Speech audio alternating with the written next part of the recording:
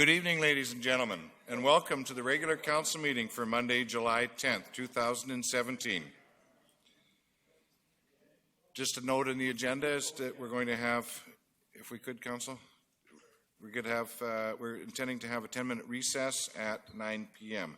The clerk tonight is Ms. Sheila Gurry.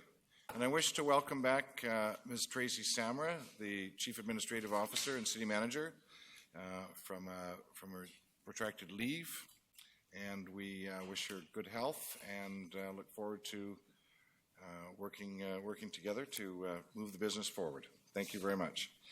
So, with respect to council meeting decorum, a meeting of council is intended to be a place where democracy can freely take place in a respectful and safe manner. The council chambers is a workplace, and there are considerations council and staff must make to ensure that a safe work environment exists.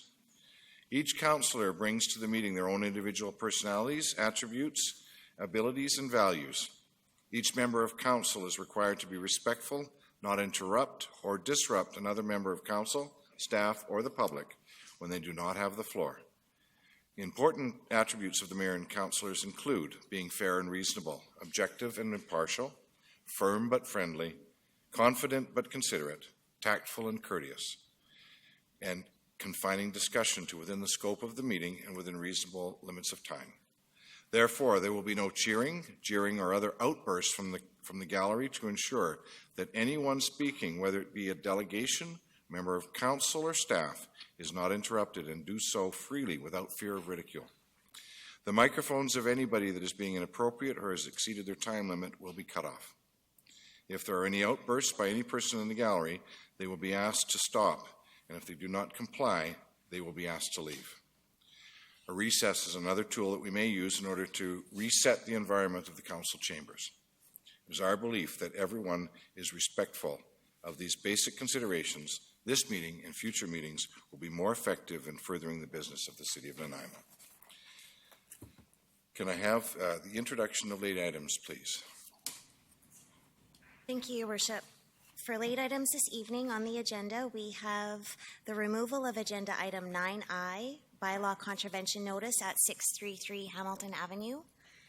We're adding agenda item 9K, age-friendly British Columbia recognition, the delegations by Penny McCourt and Deborah Hollins.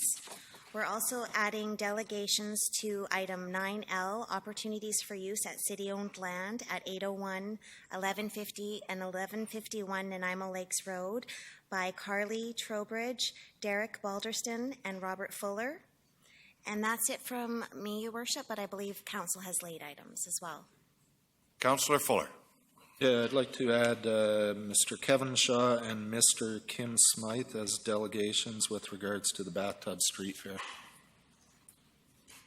Is that an item on the agenda today, Councillor?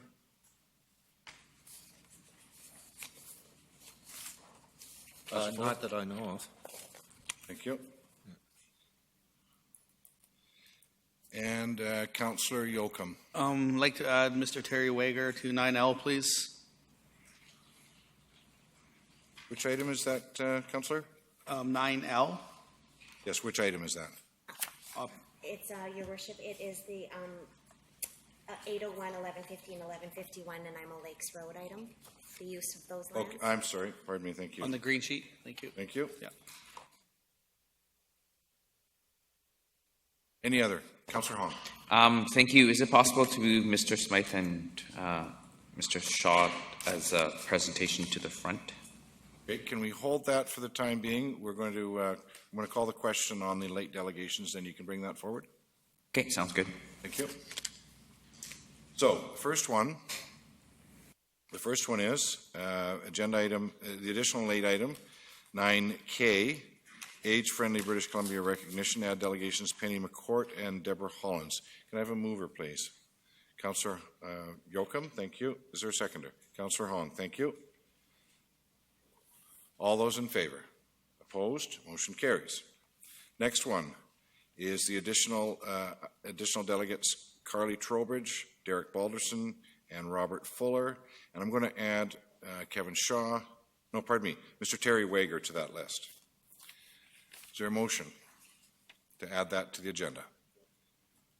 Councillor Hong, seconded by Councillor Fuller. Thank you. Discussion, Councillor Bestwick. Thank you. Is there a 5-minute maximum? Thank you, Worship. Through you to Councillor Bestwick. There's 4 delegations. They'll each be limited to 5 minutes. Thank you. Thank you. Call to question. All those in favor? Opposed? Motion carries. The next one is to add Mr. Kevin Shaw and Mr. Kim Smythe to an item that's not on the agenda tonight, the Bathtub Street Fair. Is there a mover for that motion? Moved by Councillor Fuller, seconded by Councillor Hong. Thank you.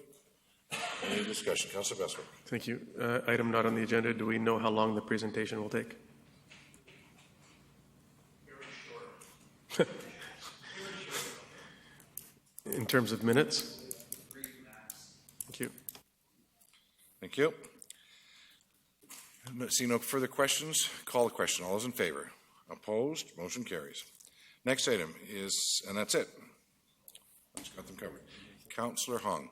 Thank you. Can I please move Mr. Smythe and Mr. Shaw to the beginning of the agenda, please, under presentations? Where would you propose to put them, Councillor Hong? 5? 5A. Yes, please. Thank you. That's the appropriate place, Ms. Curry? That will work, Your Worship. Thank you. Any discussion? Seeing none, call the question. All those in favor? Opposed? Motion carries. Thank you. I neglected to say that this evening's meeting is on the traditional territory of the Nanaimo First Nations, and we recognize that fact. Motion for the adoption of the agenda as amended. Moved by Councillor Bestwick. Second. Seconded by Councillor Hong. Discussion. Seeing none, call the question. All those in favor? Opposed? Motion carries. Next item. A motion for the adoption of minutes for May 29th and June 12th. Moved by Councillor Bestwick, seconded by Councillor Fuller. Any errors or omissions? Seeing none, call the question. All those in favor? Opposed? Motion carries. Ms. Curry. Thank you, Worship. I just wanted to clarify, because these are late delegations under presentations, they will be limited to 5 minutes. So, thank you. Yep.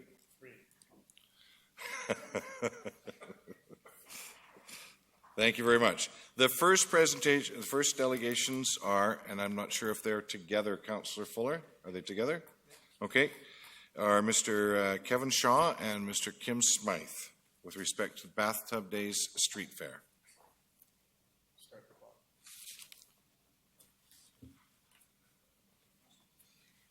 Good evening, Kevin Shaw, President of the Victoria Crescent Association, and Kim Smythe, the CEO of the Chamber of Commerce here in Nanaimo.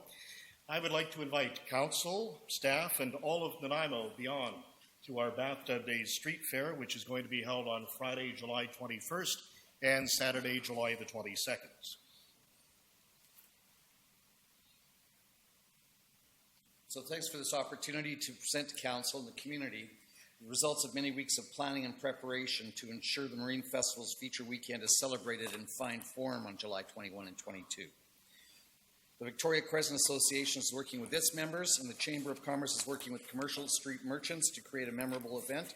We're also collaborating with the Loyal Nanaimo Bathtub Society to complement the events at Maffeo Sutton Park and incorporate the annual Sail Past on Wheels parade on a route that will see all 3 downtown neighborhoods, including the Old City Quarter, enjoy the celebrations this year. This will truly be a family, fun-filled good time. We will have entertainment on our Crescent stage and on the old Eaton's Plaza site. There will be fiddlers, karaoke for some of you, Latin dancing, martial arts, boxing, a watermelon eating contest, egg toss, and the semifinals of the family tradition, the bathtub weekend tradition, the waiters race. And we'll also have roller derby, dog agility shows. Kids can enjoy a 26-foot giant blow-up slide and a bouncy castle, a car show, and even a dunk tank for some of you taking the heat on council to maybe cool off a little bit. On Commercial Street, we'll have 2 stages for entertainment, one at Diana Krall Plaza and one by the National Land Building. The road closure for both days will allow for street vendors and entertainment on Friday from 11 a.m. to 5 p.m. Of course, there will be face painters and crafts for the kids, bouncy castles and kiddie rides, food trucks, and much more. Then on Saturday, we start at 10 a.m. so people can pick a prime spot for the Sail Past on Wheels. Street vendors and activities will move to Diana Krall Plaza to make way for the parade, but as soon as it passes, commercial street merchants will unveil a huge sidewalk sale while restaurants expand their patios into the street. Then we'll add a climbing wall, petting farm, extreme skateboarding demonstrations, and more. Plus, we've just confirmed the addition from the folks at the Ocean Discovery Center of a two-man submarine or an exosuit or newt suit. So Bathtub Days on July 21st and 22nd promises to be super exciting in this, the 51st year. Can you believe it? Started in 1967, Canada's centennial year. And we invite the entire community and all of you down to see what has come together, thanks to us on the Victoria Crescent Association, the Chamber of Commerce, definitely the Loyal Nanaimo Bathtub Society, and you for sponsoring us, the City of Nanaimo. We thank you. And there will be a quiz now of who the three gentlemen are on the screen. We know who the middle one is. How about the left and right? Anybody? That's in my younger years, yes. That's actually Les Modeshaw. He was the Commodore of the Loyal Nanaimo Bathtub Society in the 1970s. And I've got to find now the gentleman on the right who is the piper, and that would be René Cousin. So there you go, and of course, the Admiral of the Fleet, still the Admiral of the Fleet, Pirate Black Frank. Kim? Any questions? I see none. I think we made the 3 minutes then. Thank you very much. Thank you very much, gentlemen. Thanks for being the late delegation and having us on. Thank you all. Thank you. Motion. Thank you. Motion to receive by Councillor Hong, seconded by Councillor Fuller. All those in favor? Opposed? Motion carries. Thank you. We move on to the Mayor's report, and I've got a few items here tonight. The first one, Council is pleased to announce that at the in-camera meeting on June 12th, the following requests were approved. The Upper Lake View Trail of Lindley Valley, Caudle Lake Park, will be renamed Patterson Way in memory of Bill and Joan Patterson, who generously donated $100,000, which was the largest community contribution. The donation motivated many other small community donations over a 2-year period to ensure the purchase of the park. The renaming of this area is a fitting recognition of their very generous contribution. Second item is a set of rock bluffs on the western edge of the park will be named Bickerton Bluffs in honor of the Bickerton family. The family live on the edge of the park boundary above the lake. They've watched over and looked after the property during the years of Nanaimo and Area Land Trust negotiation and the campaign to raise money to purchase the park. And the third, 2 contributor signs will be installed at the Rock City and Burma Road entrances to Lindley Valley or Caudle Lake Park. These signs will provide recognition for all the almost 1,000 donors who contributed to the Nanaimo Area Land Trust fundraising campaign between 2002 and 2004. Next item is Council is with respect to the RCMP staffing request. Council is pleased to announce that at the in-camera meeting of June 19th, 2017, that Council approved the following request. RCMP police staffing funding request for 3 new RCMP officers and 2 new municipal employees, and released funding for 2018. The next item are the 2017 preliminary results for the City of Nanaimo by-election. The City of Nanaimo is pleased to release the preliminary results of the by-election. They are, with a total of 3,611 votes, Ms. Cheryl Dawn Armstrong is the front-runner to fill the vacant seat on City Council. The official results will be declared on Wednesday, July 12th, when the count is finalized. To view the preliminary results, please see the online version of this news release. And this news release is on the City website. Congratulations to Ms. Armstrong. The next one is this past weekend marked the 15th anniversary of the Nanaimo Dragon Boat Festival, to which I volunteered. You might have seen me around the park with my broom and dustpan. They don't give me anything that has to be plugged in or is motorized in any way. So It was a wonderful weekend. There were 1,500 participants in the event, 72 teams from all across BC. Two teams, one team from Edmonton and another team, probably two teams from Oregon, one from Salem and one from Portland. Both of those teams experienced a competitive Vancouver Island Dragon Boat Festival this last year, and both decided they were coming to Nanaimo this year because they'd heard so much about it.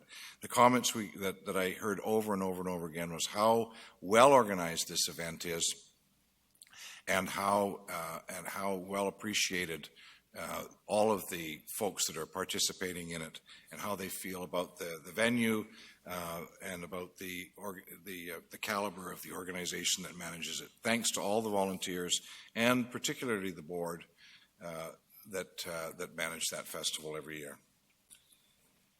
Just one last note, and that is that on July 1st, Canada Day, 17 tubs left Nanaimo and headed for a commemorative race, bathtub race, to English Bay, and they landed on Kitts Beach to much fanfare.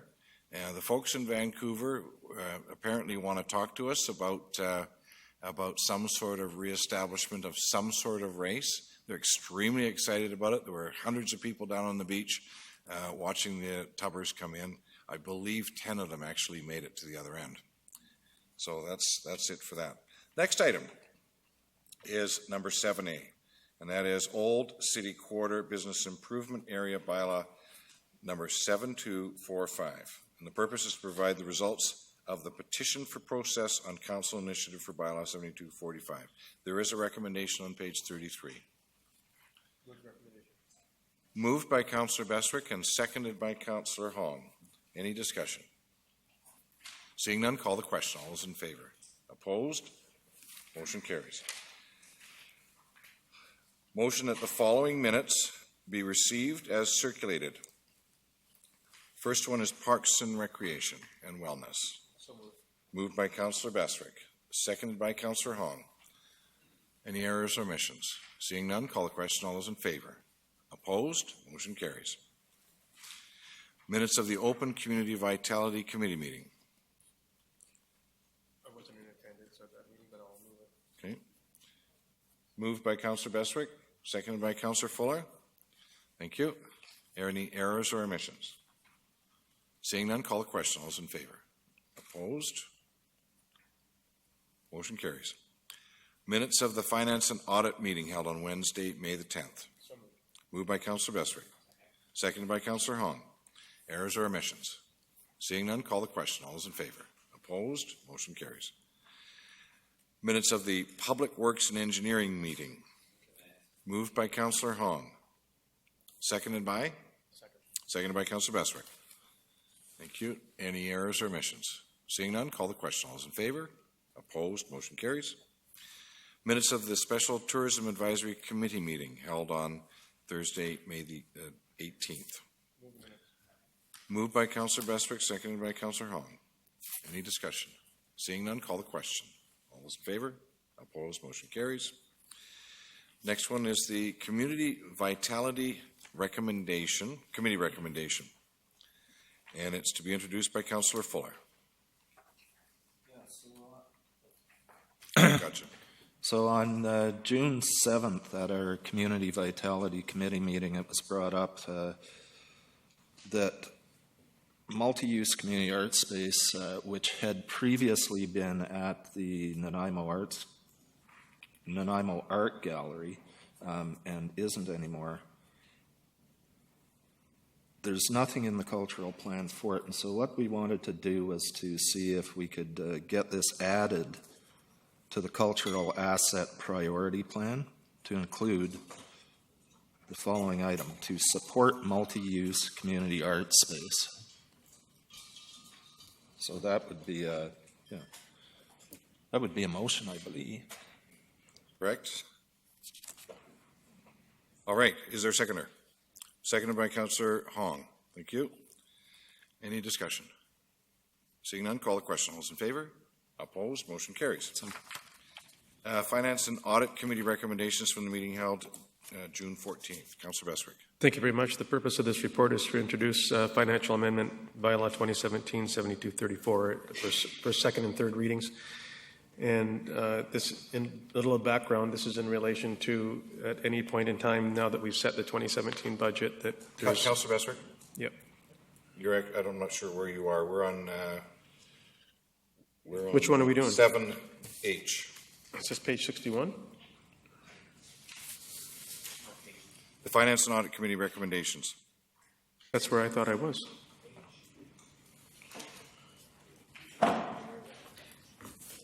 So am I out of order here? So H. Page 2. Okay, let me go backwards. Okay, so there's no accompanying report? Okay, thank you. This is simply then to, we'll get to the next one. This is simply to approve the remaining 2017 downtown event grant funding of $1,280 to the Indie JAMZ Society for the implementation of Summertime Blues music series in downtown Nanaimo. I threw blues in there, but maybe it's not blues, it's just the summertime music event. $1,280. Thank you. Seconded by Councillor Hong. Thank you. Any discussion? Councillor Hong? Thank you. A question to staff. This is going to use up the rest of our money, right? We have nothing left for all of 2017. Mr. Memon. Thank you, Worship. Yes, it does. If you recall, the 115, the last time, I think we were left with just under $5,000. So this is part of using it up. Thank you. Because the question and the reason I ask is because I'll bring up again that Remembrance Day should get some funding from this event grant for the event that they put on downtown at the Cenotaph, where hundreds of people come and you can't see anything. My son can't see anything.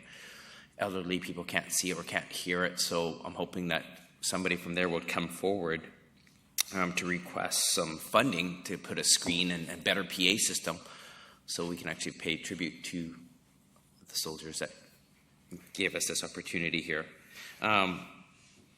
In 2018, is it possible for us to split this up where we'd have two intakes? Because I know that most of our intakes are in October and then they're gone for the entire year. So it'd be great if we can figure out how to get one in October, and for the other people that want to do something later on but aren't sure what it is, that they have an opportunity to get some of this funding for downtown.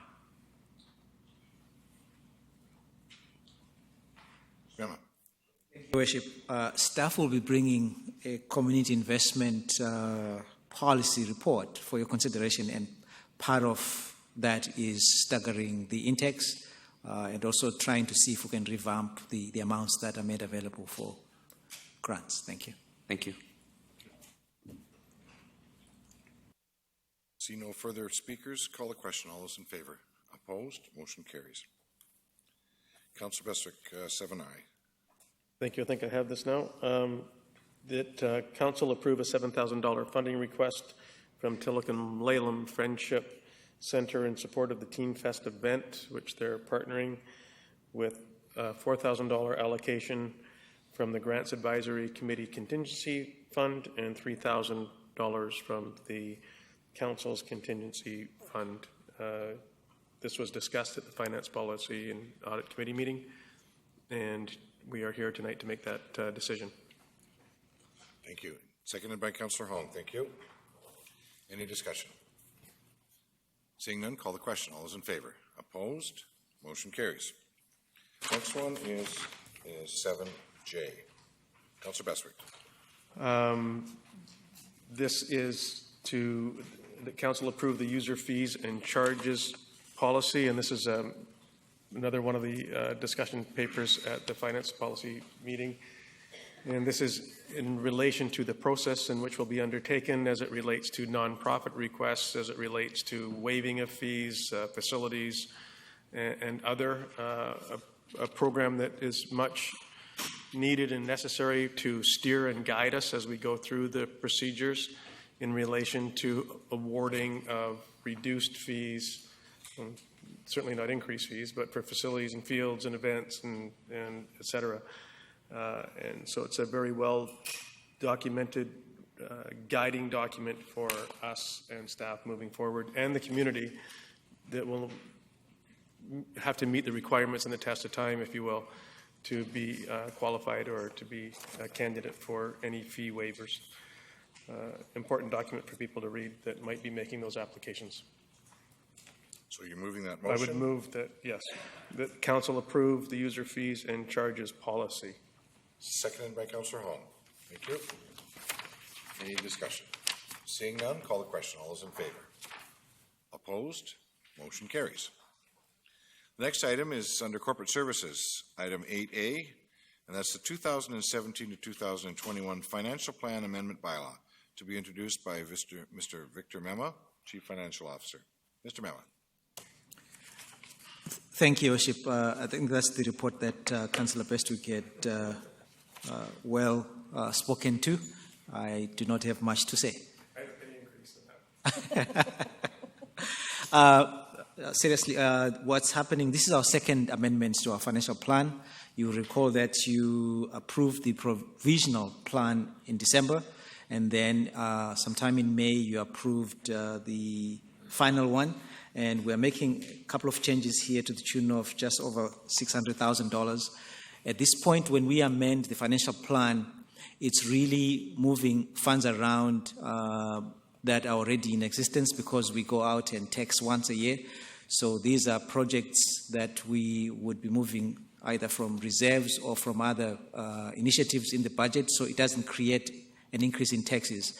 And in two instances, there is funds that we receive from external parties. Thank you, Your Worship. Thank you very much. Councillor Bestwick. If you're looking for... That'd be Councillor Hong. Oh, as the acting? I'm sorry. Councillor Hong, would you prepare to put the motions on the floor, please? Yes, I would. Recommendation that the Financial Plan Amendment Bylaw 2017 number 7234.02 to amend 2017 to 2021 financial plan pass first reading. Moved by Councillor Hong and seconded by Councillor Bestwick. Any discussion? Seeing none, call the question. All those in favor? Opposed? Motion carries. That the Financial Plan Amendment Bylaw number 2017 number 7234.02 pass second reading. Moved by Councillor Hong, seconded by Councillor Bestwick. Any discussion? Seeing none, call the question. All those in favor? Opposed? Motion carries. That Financial Plan Amendment Bylaw number 2017 7234.02 pass third reading. Moved by Councillor Hong, seconded by Councillor Bestwick. Any discussion? Seeing none, call the question. All those in favor? Opposed? Motion carries. Next item, under 9, Community Services, a property disposition of 100 Gordon Street, to be introduced by Mr. Dale Lindsay, Director of Community Development. Mr. Lindsay. Thank you, Your Worship. We're here this evening to present a signed purchase and sale agreement for the property at 100 Gordon Street. As Council is aware, we went through a request for proposal process and ultimately selected PEG Developments. And we're here this evening to obtain Council approval to proceed with the approval and disposal of 100 Gordon Street to PEG for the purposes of constructing a 6-story, 118-room hotel. Thank you. Discussion. Councillor Hong? Oh, no, sorry, I'll move the staff recommendation. Okay, you're going to move the recommendation. Thank you. Is there a seconder? Moved by Councillor Hong, seconded by Councillor Bestwick. Do you wish to speak to it, Councillor Hong? No, I don't. Okay, thank you. Councillor Bestwick? Yes, I do, if you will indulge me. I just wish to compliment the exercise that we went through in the process with the expression of interest. As we're all well aware, this has been an ongoing 10-plus year initiative and endeavor to secure and attract an appropriate sized venue to complement and support our downtown and our hotel accommodation industry. And as a result of the expression of interest, having the number of applicants that we had, opening it up to the greater development community, I think was a very wise decision. I'd like to compliment staff on their guidance and direction in making that suggestion that we follow that process of an EOI. and it proved to be very beneficial to us. And I think that that may be a process that we may wish to consider for future initiatives and endeavors. So just compliments and delighted to see that we're moving forward on development on 100 Gordon Street site, and want to thank the applicants that came forward, and certainly the successful applicant. So I look forward to seeing that take place. Thank you. Thank you. I just wanted to say as well that it's very interesting that the conditions in Nanaimo have changed significantly. The revenue available per room has gone up probably 25 to 30% in the last 2 years from what it was even 2 years ago. What I found interesting was 2 years ago, the Marriott Group was recommending that we not build a hotel at this time because of the low revenue available per room and our occupancy rates. And in fact, the last couple of years, they've gone up to such a level that this particular corporation can now see their way clear to building this project. Not as lavish as what we had originally anticipated for the site, but a good, reasonable product for that site. So I commend them for that. So it's been moved and seconded. Call the question. All those in favor? Opposed? Motion carries. Next item, Heritage Alteration Permit application number HAP 29 at 34 Nickel Street, to be introduced by Mr. Dale Lindsay, Director of Community Development. Mr. Lindsay. Thank you, Your Worship. As you mentioned, this is a heritage alteration permit for the property at 34 Nickel Street, known as the historic Fire Hall property. The heritage alteration permit is to specifically request the removal of a portion of the hose tower, which is known as the bell tower. And there's an image on, maybe I would ask that we could pull up images on page 103 to start with, which shows the hose tower with the existing bell tower on top. As it outlined in the report, the bell tower was actually an addition. That's the older image, but there's on page.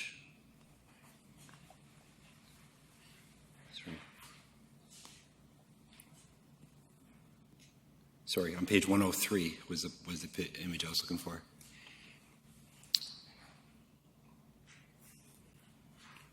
The one previous to that has the color image, that one. So there's what it looks like today. And I just wanted to clarify for the community, it's that very top portion that's being removed. And that was a 1992 addition that was put on top of that tower, that hose tower, which was actually constructed in 1914. So if you move ahead 2 slides to page 105, you can actually see what the image looked like. In this image here, this is what the tower looked like after it was built in 1914. That's a picture, I believe, from the 1982. So it would basically be, if the heritage alteration permit is approved, it would be returning it to this state, as you see in this image here. Thank you very much. Is there someone prepared to move the recommendation? Councillor Bestwick. Second. Thank you. Seconded by Councillor Hong. Thank you.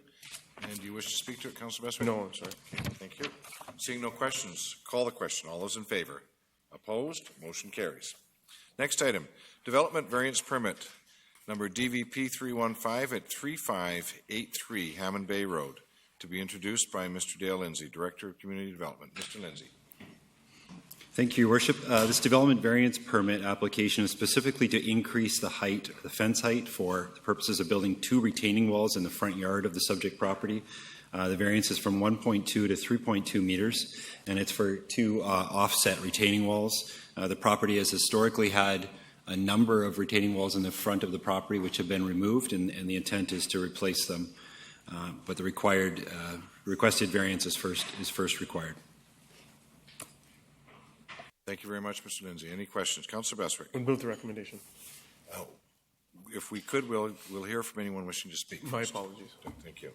It's requested that council hear anyone wishing to speak with respect to development variance permit 315 at 3585 Hammond Bay Road. For the second time, anyone wishing to speak to DVP 315 at 3583 Hammond Bay Road. And for the third and final time, seeing none, can we have a mover for the motion? And move the recommendation. Move the recommendation by Councillor Bestwick, seconded by Councillor Hong. Thank you. Any discussion? Councilor Bestwick? No discussion. Okay, thank you. Call the question. All those in favor? Opposed? Motion carries. The next one is Development Variance Permit number DVP 316 at 5200 Dublin Way, to be introduced by Mr. Dale Lindsay, Director of Community Development. Mr. Lindsay. Thank you, Your Worship. This is a development variance permit in order to permit a freestanding sign to be increased in sign area from 10 square meters to 30 square meters along the Island Highway, the old Island Highway. This property is locally known as the Pacific Station Development. It's actually comprised of 5 different lots, and the intent is to have one freestanding sign in order to allow for advertisements of all the businesses that are currently on those properties. The recommendation is on page 117, and there is an image location of the proposed sign on page 122 of your agenda, and there's a image of the proposed sign in page 123. Thank you. So move staff's recommendation. We have to hear from... Oh, yes. Thank you. It's requested that council hear anyone wishing to speak with respect to DVP 316 at 5200 Dublin Way. For the second time, anyone wishing to speak to DVP 316 at 5200 Dublin Way. And for the third and final time, seeing none, can we have a mover for the recommendation? I would move the recommendation. Thank you. Moved by Councillor Bestwick. Seconded by Councillor Yocum this time. Thank you. Yes, if I could, please. Thank you. And Councillor Bestwick wishes to speak to it. Councillor Bestwick. Thank you. My question to staff is 1987 sign bylaw. Are we entertaining a sign bylaw review prior to the end of 2017? And if not, is it in the 2018 plan? Through your worship to Councillor Bestwick, a complete review of the sign bylaw is not in either the 2017 or 2018 work plans. However, there are elements of the sign bylaw that council's previously asked us to look at, including rooftop signage and signage around the Nanaimo Parkway. So those are being reviewed, and we will bring those back before the end of 2017.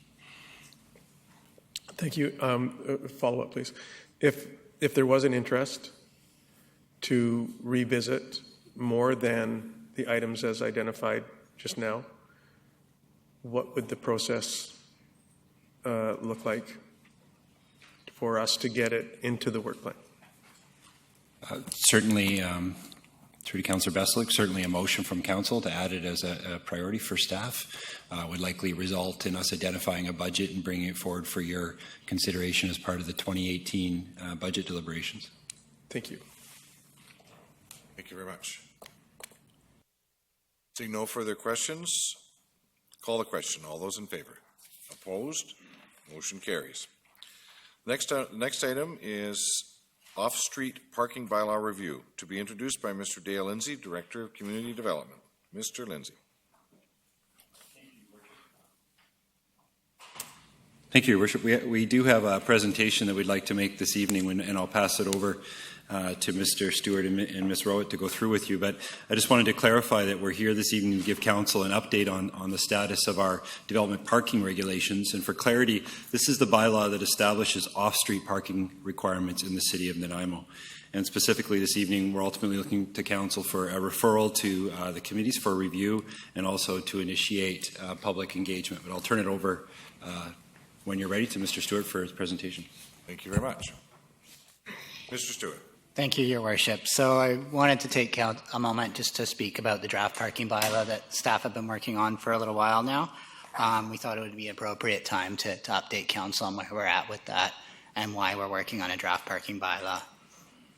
So I thought I'd start with this image, one, because it made me laugh, and two, I think it's also a bit of an appropriate analogy for the parking situation. The image in my mind demonstrates a couple things. One, it demonstrates the impact parking has on urban form. Here you can see a giant parking lot and really not a very pedestrian-friendly space.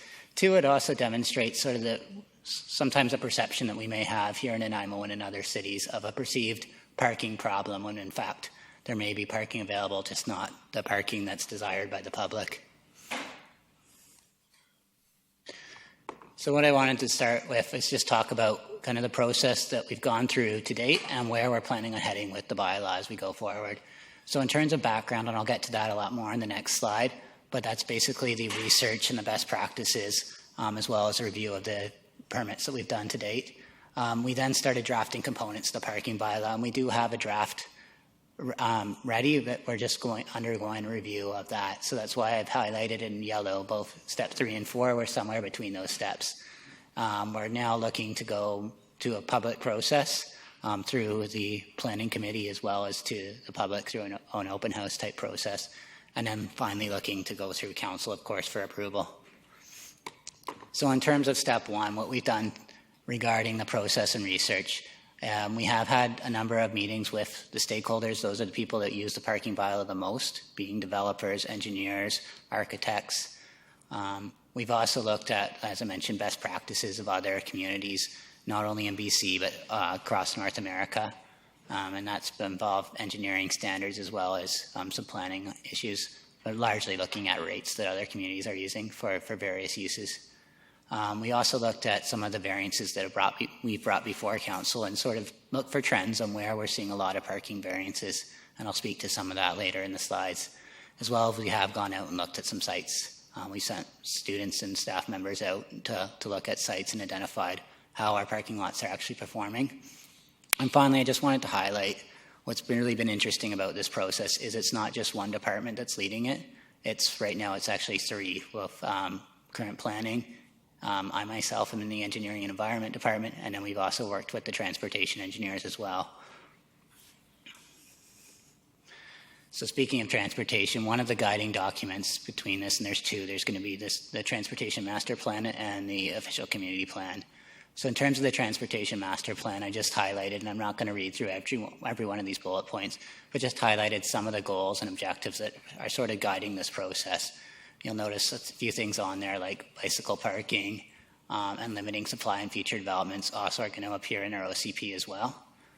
Some of these we have met, not all of them, but they certainly have guided the process.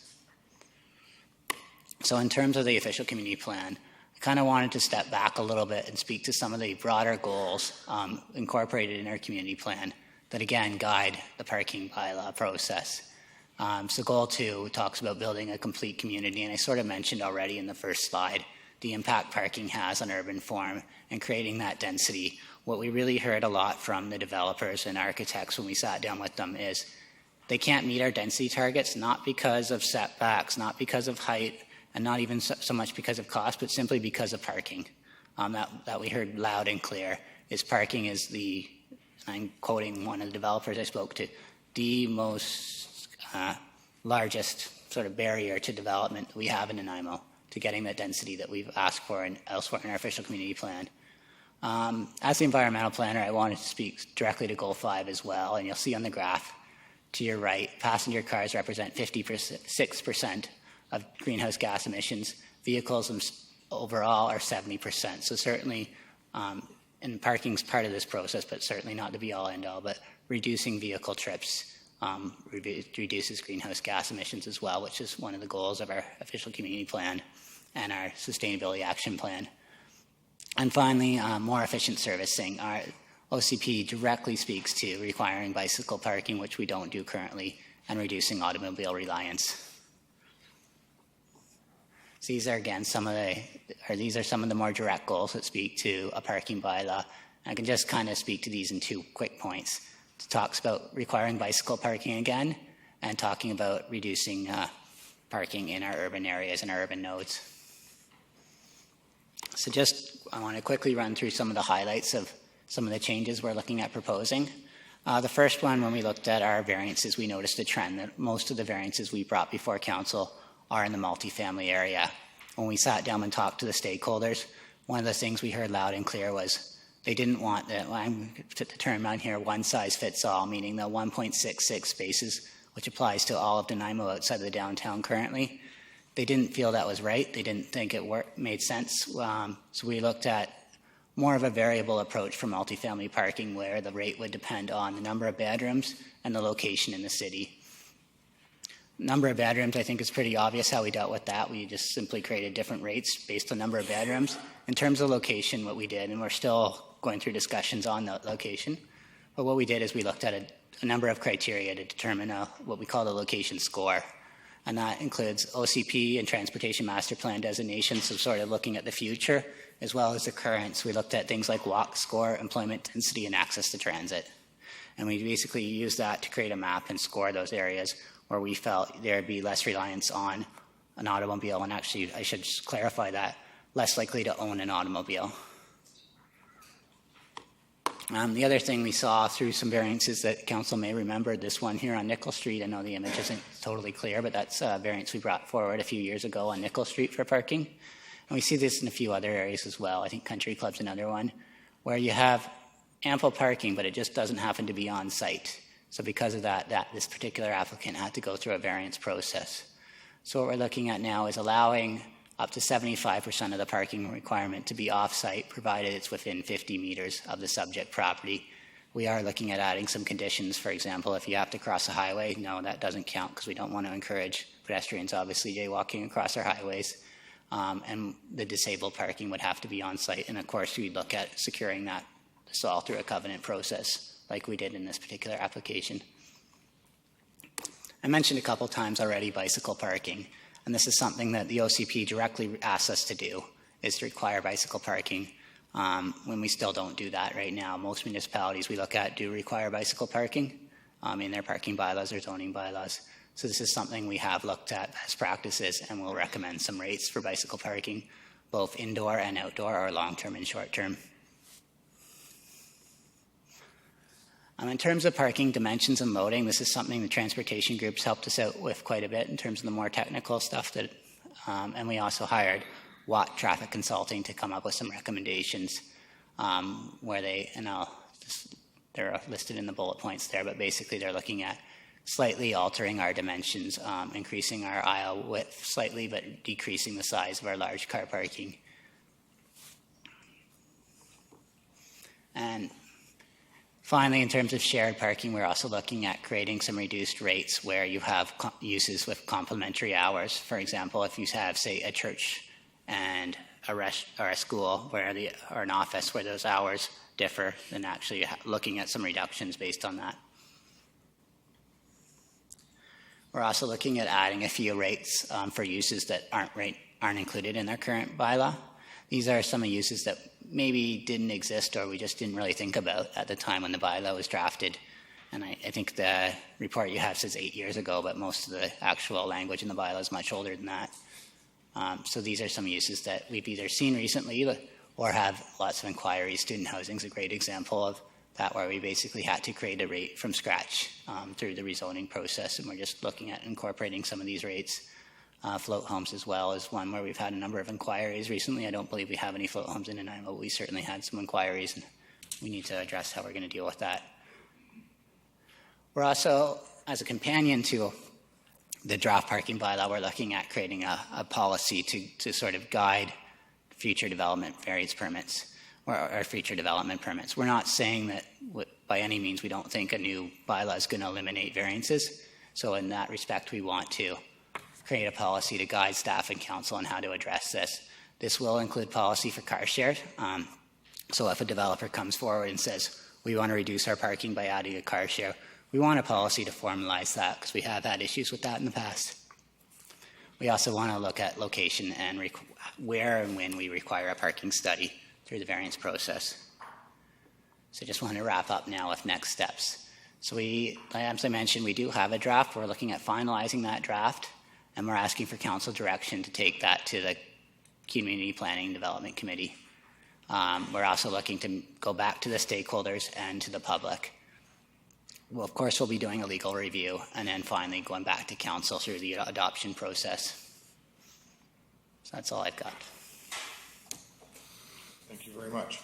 Is there someone prepared to move any recommendations to get it on the floor? Councillor Hong, seconded by Councillor Brennan. Thank you. Councillor Bestwick. Thank you. Thank you very much, Mr. Stewart. Appreciate the information and the fact that we're getting to this stage. It's been a process. On page 2 of your report, and which is page 127, the bullet points, specific goals within the OCP and the TMP. Transportation Master Plan to guide the parking bylaw review include, and the first bullet point indicates limit parking supply with future developments. Does limit mean reduce? Yeah, Councillor Bestwick, through the chair. Yes, limit does mean reduce. That's my understanding of that. Within future developments, limit the required parking or reduce the required parking. Thank you. So if I, and it's just housekeeping, but if for my space head, if it said reduce, not limit, I would understand the direction versus limit the supply. So reduce the supply makes more sense to me, and that's just me. And because when I go to the fifth bullet where it indicates, and you said in your explanation that it wasn't a one-size-fits-all, the 1.66, and I get that. Assess parking needs within the urban nodes and corridors and recommend appropriate parking ratios. So if we speak to reductions and if we speak to assessments on a one-by-one basis, depending on geographically where they are and so on and so forth, then that is clearer to me. It makes more sense for me. So if that's just my commentary, and I appreciate the information you provided. Thank you. Oh, and last question, timeline. So I get the next steps, and we're referring this back to the committee, and we're going out to public consultation, and we're going to then get the information and the feedback, and then we're going to come back to council. Is this something that we can see coming back to us prior to the end of 2017, or is this a 2018 program? Absolutely. This has been about a 2-year ongoing process. So, Your Worship and Councillor Bestwick, I absolutely foresee this coming back to council in 2017. We hope to begin the consultation process immediately, looking at committee sometime in late summer, early fall, and going back to council shortly thereafter. Thank you. Councillor Hong. Thank you. Can you bring your presentation back up just to the slide that has the transportation master plan? Is that too difficult or no? Because one of the notes on that transportation master plan, I think it's the third one. That one, I think. Bullet point number 3. Can you explain what that means? Designate cash in lieu parking areas in mobility hubs. What did the transportation master plan mean by that? Yeah, absolutely. So right now, under the current parking bylaw, we do have a cash in lieu designation in the downtown core. And what that means is a developer can, if they pay a certain amount of money, they don't have to provide a parking space. So they're basically buying out that parking space. That program hasn't been used very often. But I believe what the Transportation Master Plan is actually looking at is expanding that into some of the other mobility hubs. So that would be the Woodgrove area, the hospital area, some of the other major hubs in the Transportation Master Plan.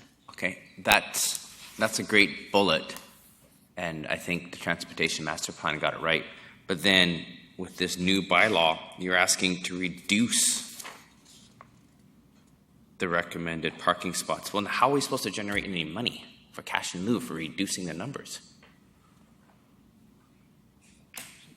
Your Worship, maybe I can add on to what Mr. Stewart was saying, because I think it's an important point, is that the cash in lieu program works by actually identifying parking lots in those areas. So it's not just taking cash in and it goes to general revenues. The intent is that revenue comes in and it goes to either improving existing parking lots in the area. So at the end of the day, there's still parking supply that's generated, but then it becomes more of a communal parking that is available for all uses in the area. So at the same time, we'd be looking at reducing, if there wasn't the ability or the desire to provide that parking on site, a cash in lieu would give the opportunity or the option to buy out those sites and have that money go towards other community available parking. Okay, thank you. Thank you very much. I've got a couple of questions for Mr. Stewart, and that is, number one, do we contemplate doing actual ownership comparisons in an area? So, for example, if you've got a 100-unit apartment building at Country Club Mall, you're going to have a very different requirement than if you were to build that exact same apartment building down in Extension somewhere. So when we're looking at coming up with a value, will that be taken in consideration actual comparables in the area? Absolutely, Your Worship. And I just want to sort of go back to my slide on multiple families. So what we're looking at, I heard a couple things. You mentioned ownership, and I didn't speak to that. We're actually looking at rental rate reduction as well, because what we found through our studies, both on-site studies and looking at best practices, is generally a rental multiple family generates less parking requirement than ownership. I'm not sure the reason for that. I can speculate, but certainly that's what our studies have found. The other thing that you mentioned was location, and we're absolutely looking at location-based rates now, as opposed to the 1.66 that applies to, Cinnabar Valley and right beside the bus hub at Woodgrove Country Club. So what we're looking at is different rates based on those areas. So if you happen to be near transit, near major employment, so near one of our mobility hubs, then your development's going to require less parking than somebody out in Hammond Bay or out in Cinnabar. Thank you very much. And that was my second question, was rental versus ownership. My third question is actually with respect to rooming houses. There are formal and there are informal rooming houses. And I've, in a previous life, I remember watching the number of vehicles that were attached to a 5-bedroom home that had 5 bedrooms in it and 5 separate tenants. How do we address that? Because it's going to be, we have to consider the housing options that people are going to use. We're already hearing of places down in the hospital area where people are taking 2-bedroom apartments and taking in roommates.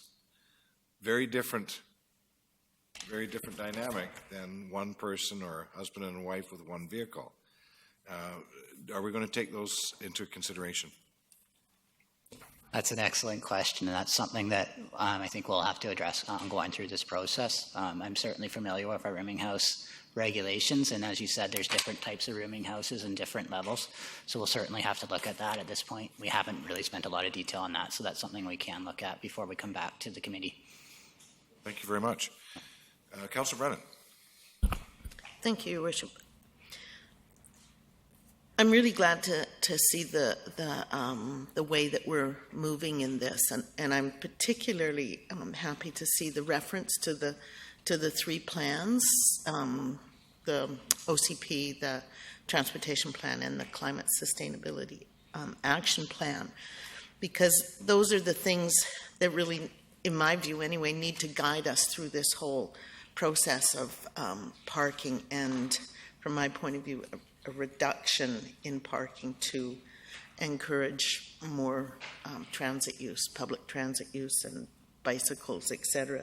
So I'm glad we've had an opportunity to review that tonight and spend time on it researching for tonight's meeting, because I think it will remind us every time that we start to look at the request to reduce parking, that there's an awful lot of our policy that we as a council have directed staff and then developers to pay attention to.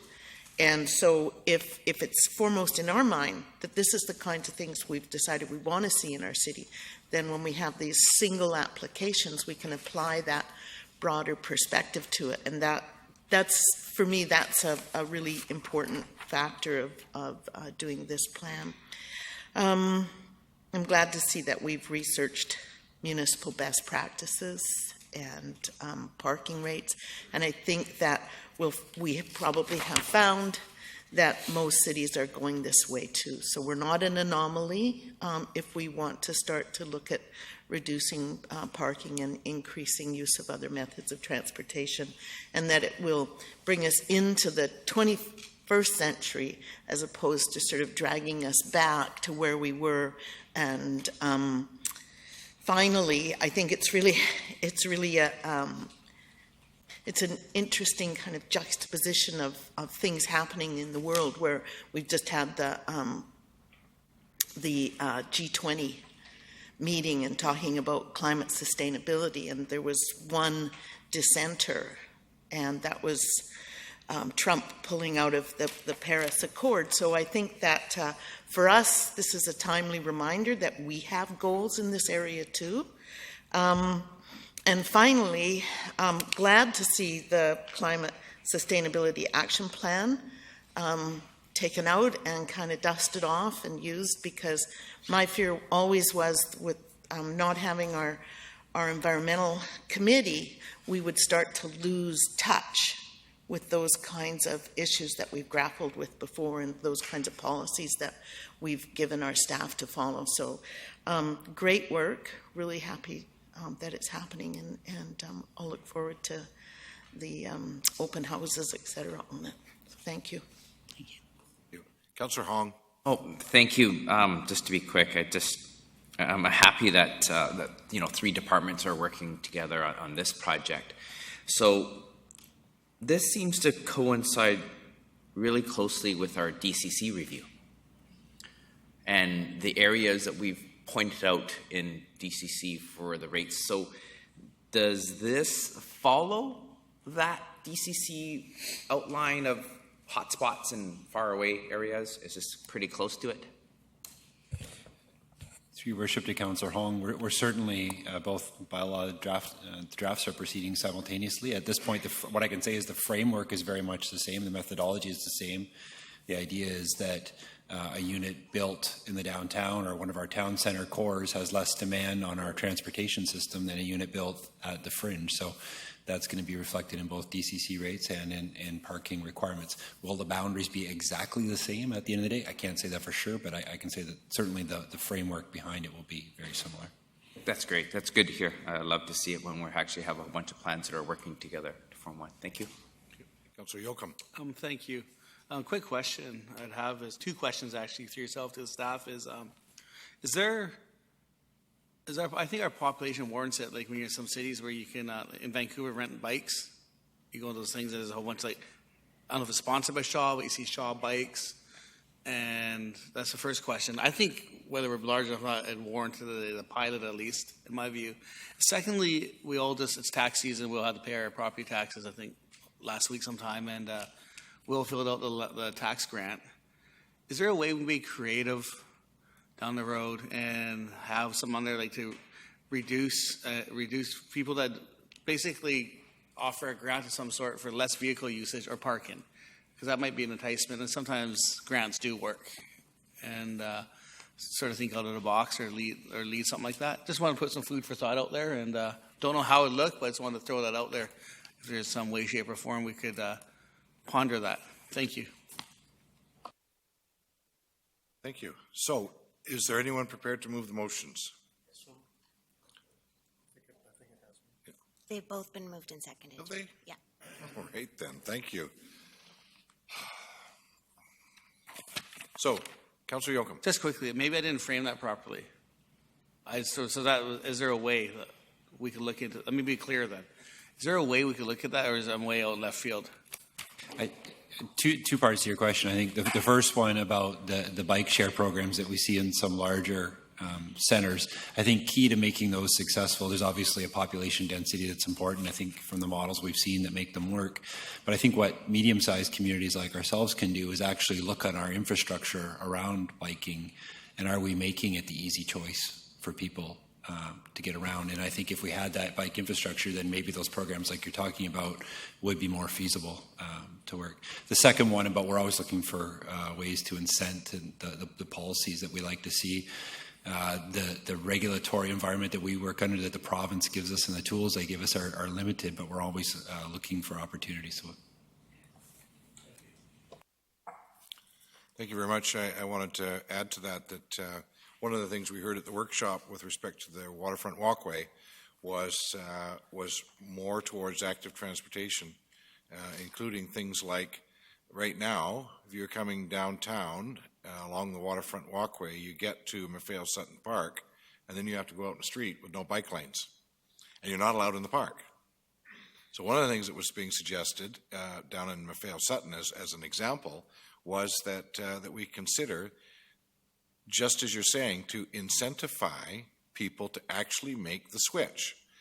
And down there, one of the things that I heard over and over and over again was bike lockers that you can rent for a couple of hours, so that you can take your $2,000 or $3,000 or $4,000 bike, which is not uncommon anymore, and put them into a bike locker so that you can enjoy things at the park without fear of losing your significant investment.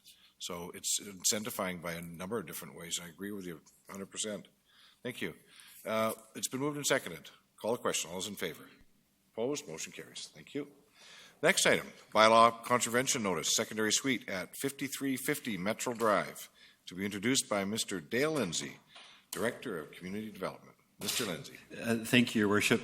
If it's okay with Council, I would introduce maybe items F, G, H, I, and J at this time. These are all bylaw contravention notices, and they're all similar in that there's been some form of illegal construction on these properties, and we're recommending the registration of a Section 57 notice on all of these lands.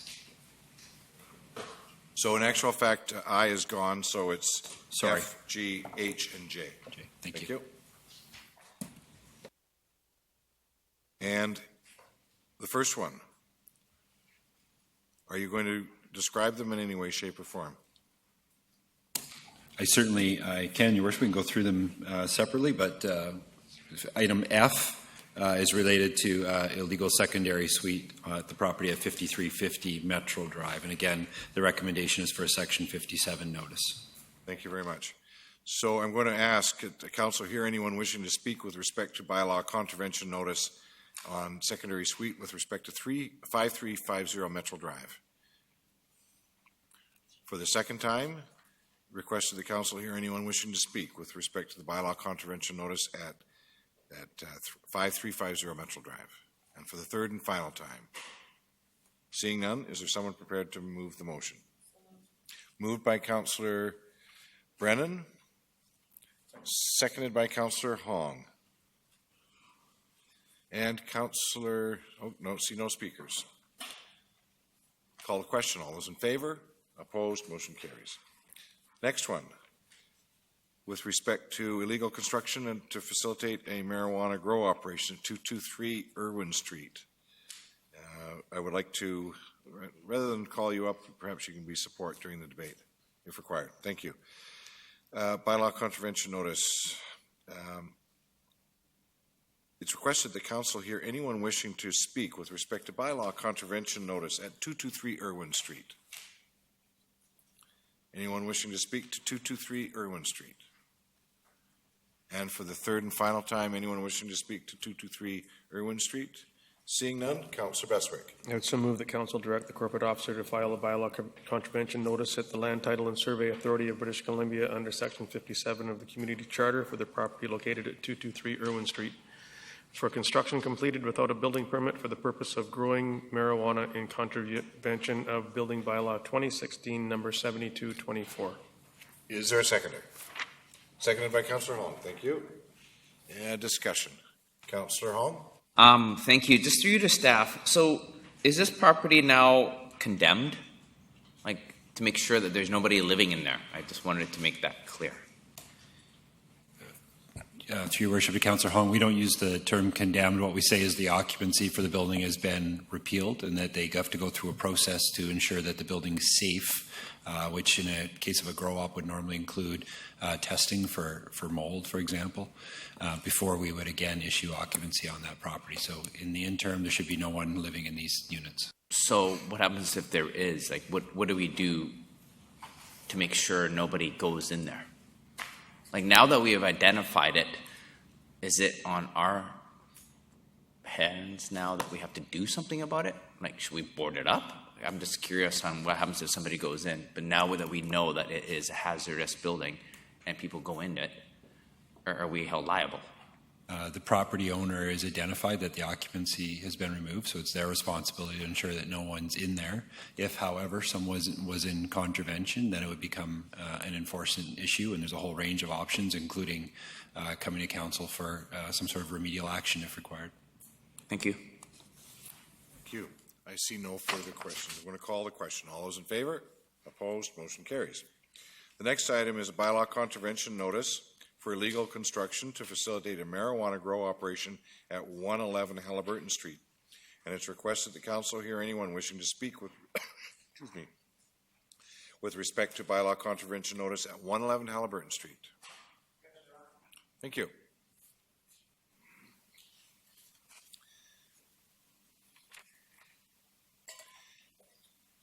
Good evening, sir. If you can identify yourself, name and address. Thank you. Thank you. My name's John Harris. I live at 115 Halliburton, very close to the property under discussion tonight. And one of the things that I've discovered through owning that property is that once a home in Nanaimo is classified as a grow-op, it stays classified as a grow-op forever and ever. Amen. And I'd like to question the council on this policy as it stands. I have two neighbors who own houses now classified as grow-ops. One of the houses had 6 plants discovered 10 years ago in the basement. The single vent pipe built to service this crop was removed. Not much damage to the home, and the house, in fact, is in better condition now than whenever it was built. But it's still classified as a grow-up 10 years later, and it will remain so. And the second house, which may easily affect the value of my own home, which is next door, is next to us on Halliburton. And in this case, the house was not modified to support the grow-up, but simply had tables with grow lamps over them to support the plants, which is definitely a grow-up, but it's hardly ripping every bit of plumbing and wiring out of the home and redoing it. And in both cases, the owners were not involved in either of the grow-ops and were taken by surprise. But they are the ones whose property values will suffer, along with neighbors like me. So that's a long-winded beginning to my question, which is, when will council examine the wider costs and effects of what seems to be a pretty punitive policy towards branding as a result of branding homes as grow-ops? Thank you. Mr. Lindsay. Thank you, Your Worship. I'm sorry, I'm not familiar with the two properties or files that are mentioned, but what I would say in general, that there was a period of time before the current federal regulations on medical marijuana where a number of these files came before council, where the RCMP were active and aggressive in identifying grow-ops, and our building department went in with the fire department, and we would remove occupancy on these units, and if there was alterations to the building, we'd put a notice on title. I don't understand the statement that it runs with the property forever. There's many of those files now that have been concluded, and if there was illegal building activity done, it's been remedied and the notice gets removed from title. And once we have environmental testing and we're proved that there's no mold that's contaminating the house, we'll reissue the occupancy for those dwellings. So that's been done in the past. Again, I'm not familiar with these two specific files, but if they met both those tests, both of those should be done or could be done. So I'm misinformed on the length and duration of the classification as a grow-up? There's certainly nothing in our system that would say once it's on there, it would be there forever. There is a mechanism and opportunity to have the notices on title removed if it's addressed, and to have occupancy reissued once health and safety issues are addressed. All right. And of course, it's perfectly possible for the owners of these properties, or the one next door to me, for example, to come and address council and look for some kind of consideration in the classification of the home? I think they would be better off, sir, if they were to go to our building inspection department to determine how they might have that removed. Well, yeah, of course. There's no need to come in front of council. All right. Thank you. Thank you. Councillor Fuller, did you have something for the... Sorry. Thank you. It's requested the council hear anyone wishing to speak with respect to bylaw contravention notice at 111 Halliburton Street. Any others? And for the third and final time, anyone else wishing to speak to 111 Halliburton Street? Seeing none, Councillor Bestwick. I would so move that council direct the corporate officer to file a bylaw contravention notice at the Land Title and Survey Authority of British Columbia under Section 57 of the Community Charter for the property located at 111 Halliburton Street to facilitate, without a building permit, in order to facilitate a marijuana grow operation. Thank you. Is there a seconder? Seconded by Councillor Hong. Thank you. I did see him first. Thank you. Okay, so no further speakers. Call the question. All those in favor? Opposed? Motion carries. Item I has been removed from the agenda. On to item J. Bylaw contravention notice. Construction started without a building permit at 833 Douglas Avenue. And it's to obtain council authorization to proceed with the registration of a bylaw contravention notice on the property at 833 Douglas Street. Is there anyone wishing to speak with respect to the bylaw contravention notice at 833 Douglas Street? For the second time, anyone wishing to speak to the bylaw contravention notice at 833 Douglas Street? And for the third and final time, seeing none, Councillor Bestwick. I would so move that council direct the corporate officer to file a bylaw contravention notice at the Land Title Survey Authority of British Columbia under Section 57 for the construction and without a building permit at 833 Douglas Street.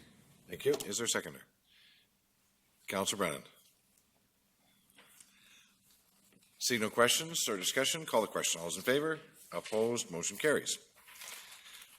The next one, Age-Friendly British Columbia Recognition, to be introduced by Mr. Dale Lindsay. Mr. Lindsay. Thank you, Your Worship. We're here this evening to seek Council's endorsement to make an application to Age-Friendly BC for recognition of Nanaimo as an age-friendly community. I'm going to turn it over to John Horn, our social planner, just to give you an update on our Seniors Connect program and this initiative that we think makes us eligible for this recognition. You're on. You may recall that I was here a year ago on May 9th, 2016, to indicate that we'd been the successful applicants to the Employment and Social Development Canada grant funding under the New Horizons for Seniors project. So I'm up here to update on that and then to look for your support in moving this work forward. So you may recall we received $168,000 to carry out 2 projects. And if I can work the clicker. I'll just touch very briefly on the 2 items. One of the projects we took on was called the City Builders Initiative. And what we did was developed a survey tool to assess options for improving our community around making it more senior friendly. And for us specifically, it was around public infrastructure. So after a period of assessment with a group of advisory members who helped us do that, we carried out an analysis and we made an investment, our first investment in improving the age friendliness of our community. You see it here on the screen in front of you. It's a bus shelter at Bowen Park. It's outside of the seniors center at Bowen Park, which is widely used. And the feedback we got from our survey was there was no shelter there during the rain. There was no place to sit waiting for the bus. So we decided that was a good investment, and we went halfers with BC Transit and put a very lovely bus shelter there. You'll see the picture. It's got lights and seats and everything. Not heated, but it's covered from the rain. So that's our first investment arising from the City Builders component of our Seniors Connect for the City of Nanaimo, and we'll be looking to make more investments along the next 2 years, but I thought I'd give you a flavor of how that project is going to move forward, and that's our splashy first investment. The second program, if you may recall, was one called Living History, in which we received a small sum of money, but the goal was to give seniors an opportunity to tell their stories in front of a live audience.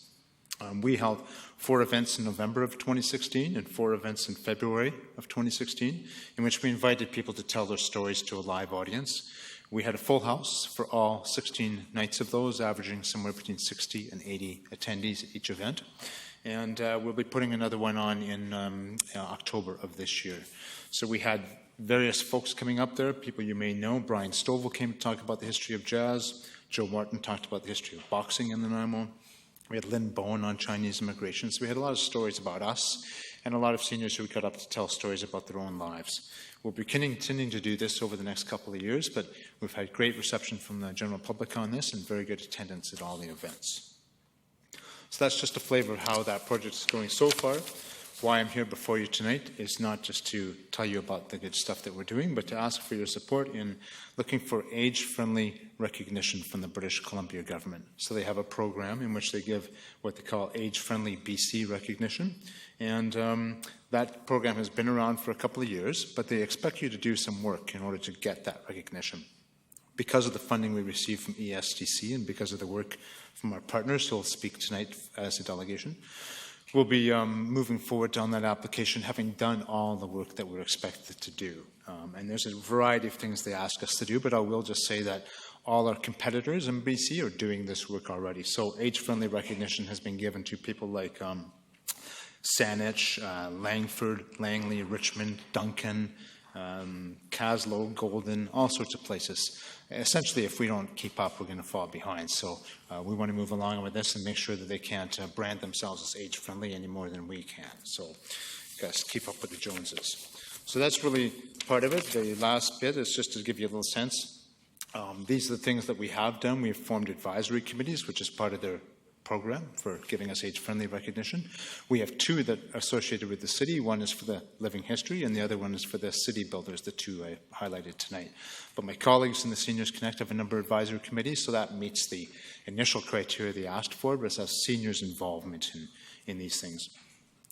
We are doing an assessment of the community that's across a range of options, my tour around city builders and oral history, and we have an action plan to reduce social isolation in seniors, which is well funded by the ESDC grant and again fulfills the requirements of achieving age-friendly recognition. The only item we lack is a council resolution in support of that, which I'm seeking tonight, and should I receive that from council, then what I'll move forward to do is make that application to Age-Friendly BC, and all goes well, they'll put our name on the list with everybody else as being an age-friendly community. So that's it. Very much. Questions for Mr. Horn? Councillor Brown. No questions, but I would like to make the motion. We have a delegation yet. Oh, okay. Thank you. Sorry. Councillor Yoakum. Should I wait till delegation for my questions for Mr. Horn? No, go ahead. Okay, thank you, Mr. Horn, for this. To me, this is really great news. I think you recall about a month or so ago, I was suggesting or hoping we'd get an elders committee, as we have a youth committee that Jerry oversees, so I'm pleased to see that. So when that says two age-friendly advisory committees, is one of those going to be like an elders committee per se? I know I'm paralleling with the First Nations world with respect. Is it going to be a similar concept? Because it is powerful, it's empowering, and it works. Mm-hmm. So what we've done is we've made it, rather than one generic committee, we've really been topic specific in our advisory committees. So on transit, on social inclusion, on the built environment, on the oral history. So we have a number of elder committees, if you will, but we've given them a really clear focus as to what they're going to be working on. So we think we're having about 6 or 8 of those. It's probably more effective than having one committee that tries to do everything. But certainly, I'm with open to the elders' idea. input and participation and being on these committees? Yeah, almost 100% of my committees are made up of elders, absolutely. Excellent. Myself being the youthful exception to that. Great, so that's really good. And I just see how powerful, coming from a First Nations background and community, the strengths there, and I just see in the Western world we can do way more, and I hope we can. And one thing what I'd like to see our city, after you get this rolling, is every year one of the most powerful events I've been fortunate to bring elders to and participate is the annual Summer Elders Conference every year in BC that all the First Nations go to. So it'd be nice down the road if we could host and incorporate those type of activities in our beautiful city. It also has a great ECDEV revenue because everyone's coming, they're spending, they stay eating and whatnot. So take a look at that if you get a chance to. If you haven't, I'm sure you have. So I just want to share. This is great. This is great progress. Thank you, and I look forward to supporting this initiative. Thank you, Councillor Bestwick. Thank you. Thanks, Mr. Horn. Appreciate this information. Quick question: the age-friendly speakers series. Yes, they're pretty fascinating, very cool. Especially, I can only imagine the wisdom that's coming from the speakers involved. How are we getting that message out to the greater community? And do you is there an age limit? So I'm sure I'm much too young to participate, but Good one.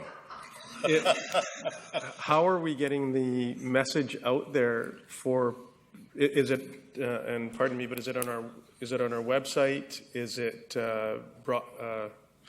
promoted or advertised broadly around the community? Because that's pretty cool. Yeah. So if I may, Councillor Bestwick, we do have people who are out working on our behalf. Paul Manley, you may know him. We've hired him up as a contractor. His job is to go find speakers. We use largely word of mouth. We don't have it on the city website, but we do try to connect in places like this to put the word out there and through our Seniors Connect partners. So really what Paul has done is gone through all his networks and to try to identify good speakers. And then we also go to events where we seek out speakers, but certainly we don't have an age limit necessarily on speakers. The bulk of them are seniors, but if you have a good story to tell about us and who we are, I think it's okay to be less than 55 years old. So I'll put a slot in for you. You can, the history of hockey perhaps, or whatever you like. So we'd welcome any, we have 16 speakers needed for the October, and we only have about 6 at the moment. So we are seeking more speakers who want to get up and tell stories about Nanaimo, about their lives. So we'll welcome any input in that regard. Absolutely. If I may, please. Thanks. I just think it's a really fascinating exercise, and if more people know about it, then maybe more people will say, I know somebody that has got a great story to tell. Mm-hmm. I don't know, it might be about Newcastle Island, it could be about anything, right? And so I would love to see us make it more well-known and not necessarily put all the onus on Mr. Manley to be the go-to guy that's going to find out everything about everything. And then the people that would have an interest in a specific area to go and listen to somebody from our community or beyond. But can I don't know if this is the place to make a suggestion. I think it behooves us not to put it like Parks, Recreation, and Wellness. Like this is a huge wellness thing. I mean, this is a social event. This is a night out. This is interacting. This is making new friends. This is finding something out new about where we live. So I don't know, taking your grandchild to hear somebody speak to something that's really, really important to them about the logging industry or the industry that their grandpa grew up in or something, right? That they can't tell that story as well as the person that's going to tell it. So I just think that if we could somehow make this spectacle, because it really is, broader and larger, and however we can work with maybe Mr. Cooper in our communications department, Mr. Harding in our Parks and Recreation department, and beyond, and yourself, of course, to really take advantage of this, because it's a window of opportunity. Thank you. Thanks. Thank you. Councillor Hong. Thank you. I guess on Councillor Bestwick's note, I'll follow up first. Is it possible that we do those videos that we did, like Sky's video about the by-election and stuff like that, that I think city staff have phenomenal video skills, I guess we should call it. Maybe Mr. Horn is as, I don't know, photogenic, but are they recorded? Well, I'm asking if maybe Mr. Horn is, but do we have those and we can post those up like we did on the city website? Some of these speakers, I think we're talking about getting the word out. I think we did those heritage buildings with the drones as well. So this could be something else that we put out in social media and in other words and other methods of doing things. But I just wanted to go back to keeping up with the Joneses. I don't really care about the Joneses, but I want to know how we're keeping up with the Parksvilles and Qualicum. Yes. Are we going to be ahead of them? That's the question. I believe we are, yes. Let's Good. see. I have the list of everyone who's on there, and I don't see any Parksville Qualicum, so I think we are. Wow, surprised. I thought they'd be the first. Oh, well, thank you. And with makeup that they've got today, they could probably make Mr. Horn look like Miss. Ms. Gurry. Just Miss Snellgrove is taken. So. Got it. Thank you. Okay, so we do have Councillor, no, we got nothing else. We do have a delegation, and it's Ms. Penny McCourt and Ms. Deborah Hollins. And as a late delegation, you have 5 minutes. If you could give us your name and address, or pardon me, city of origin, or city of residence, please. My name is Penny McCourt, and do you want my address, did you say? Your city of residence. Yes, I am a city resident. And I'm speaking tonight on behalf of Seniors Connect, which John alluded to. Seniors Connect is Seniors Connect is a collaborative that came together 1 year ago with funding from ESDC, as John pointed out. It's a 3-year project to reduce social isolation in Nanaimo at the population level. It's made up of partners, Healthwell educators and consultants, Nanaimo Women's Resource Centre, Nanaimo Lifeline, Nanaimo Family Life Association, and the City of Nanaimo. I'm going to speak about the other 4 partners and what we're doing together with the city. Collective impact is really just a framework to tackle deeply entrenched and complex social problems. Really what it's about is the idea that if we all work together towards the same goal, not individually, but integrate our efforts, it will have greater impact in terms of reducing social isolation in this case. And social isolation is a very big issue. Social isolation has a huge impact on health among seniors, and that it's in our own community. We did a random survey, and we have 38% of our seniors population is socially isolated by definitions that we were provided with by the federal government. And what it means here is a lack of a sense of belonging, so it's rather a personal definition, and people who lack engagement with others for meaningful activities.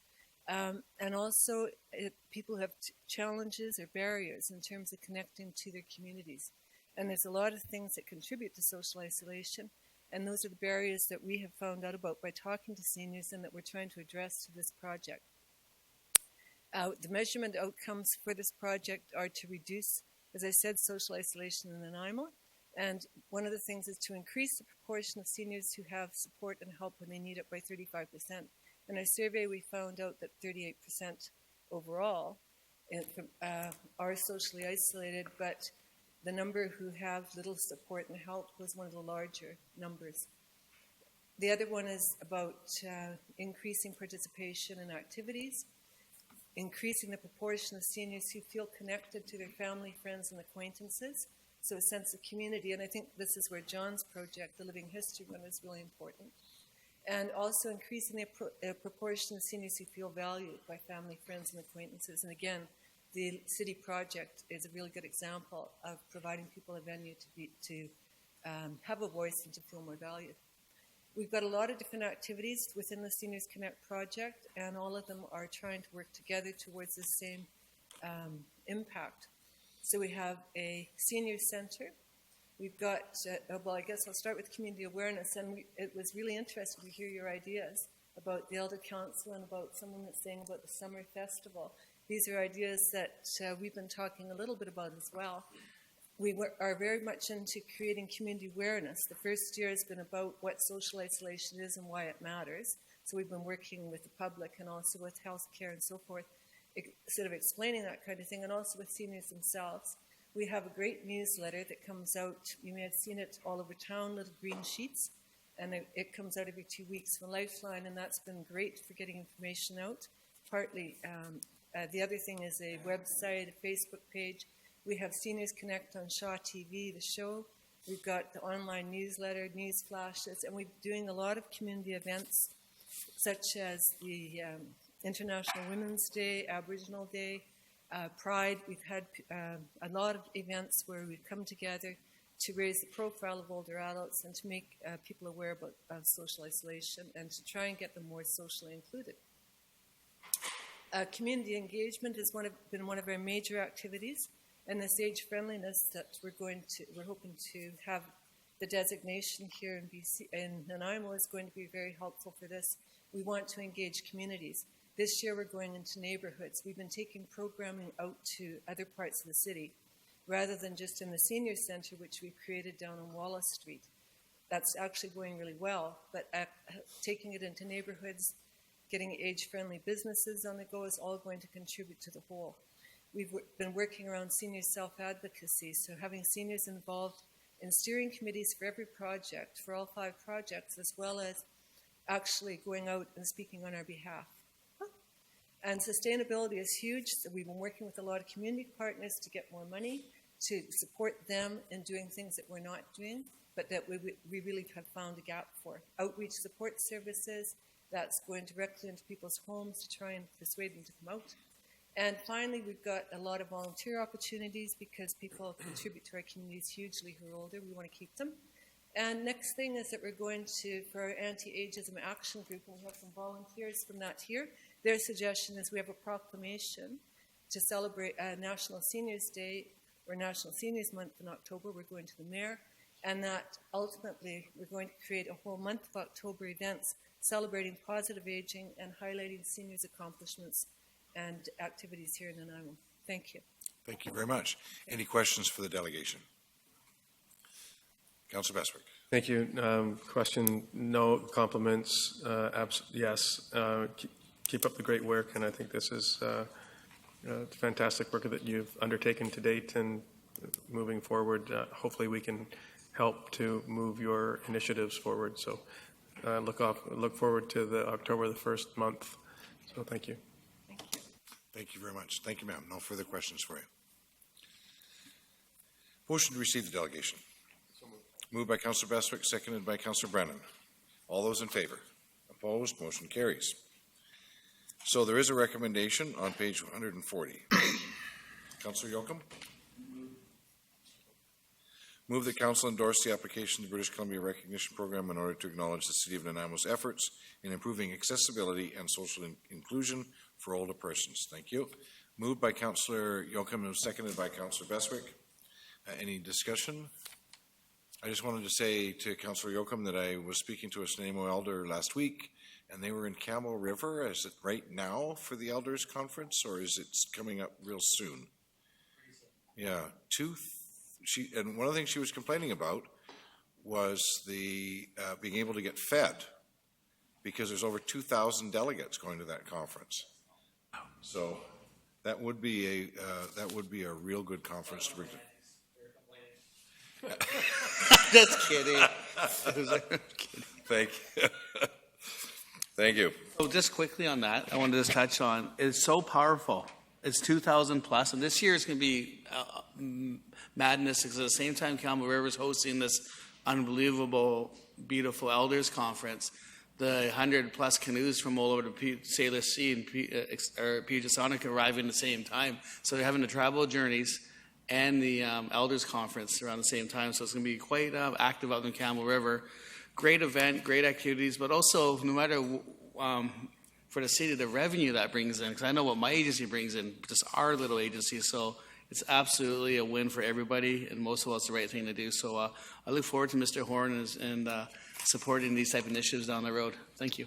Well, one of the things she was talking about was the logistics of trying to feed over 2,000 people. It takes over 2 hours to get fed. So she'd been saving up her money for a while to be able to go to some of the local restaurants, so she wouldn't have to wait 2 hours. That's a big conference.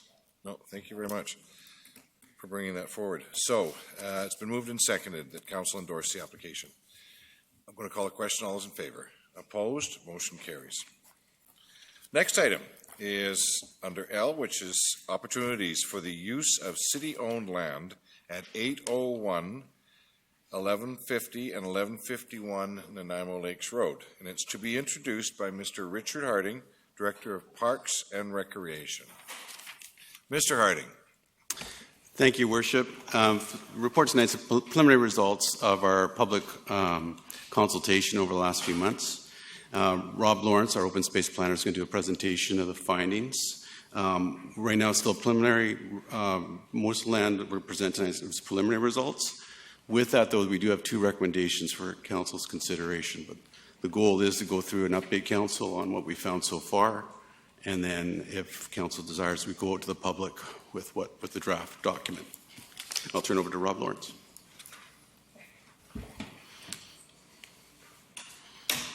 Thanks.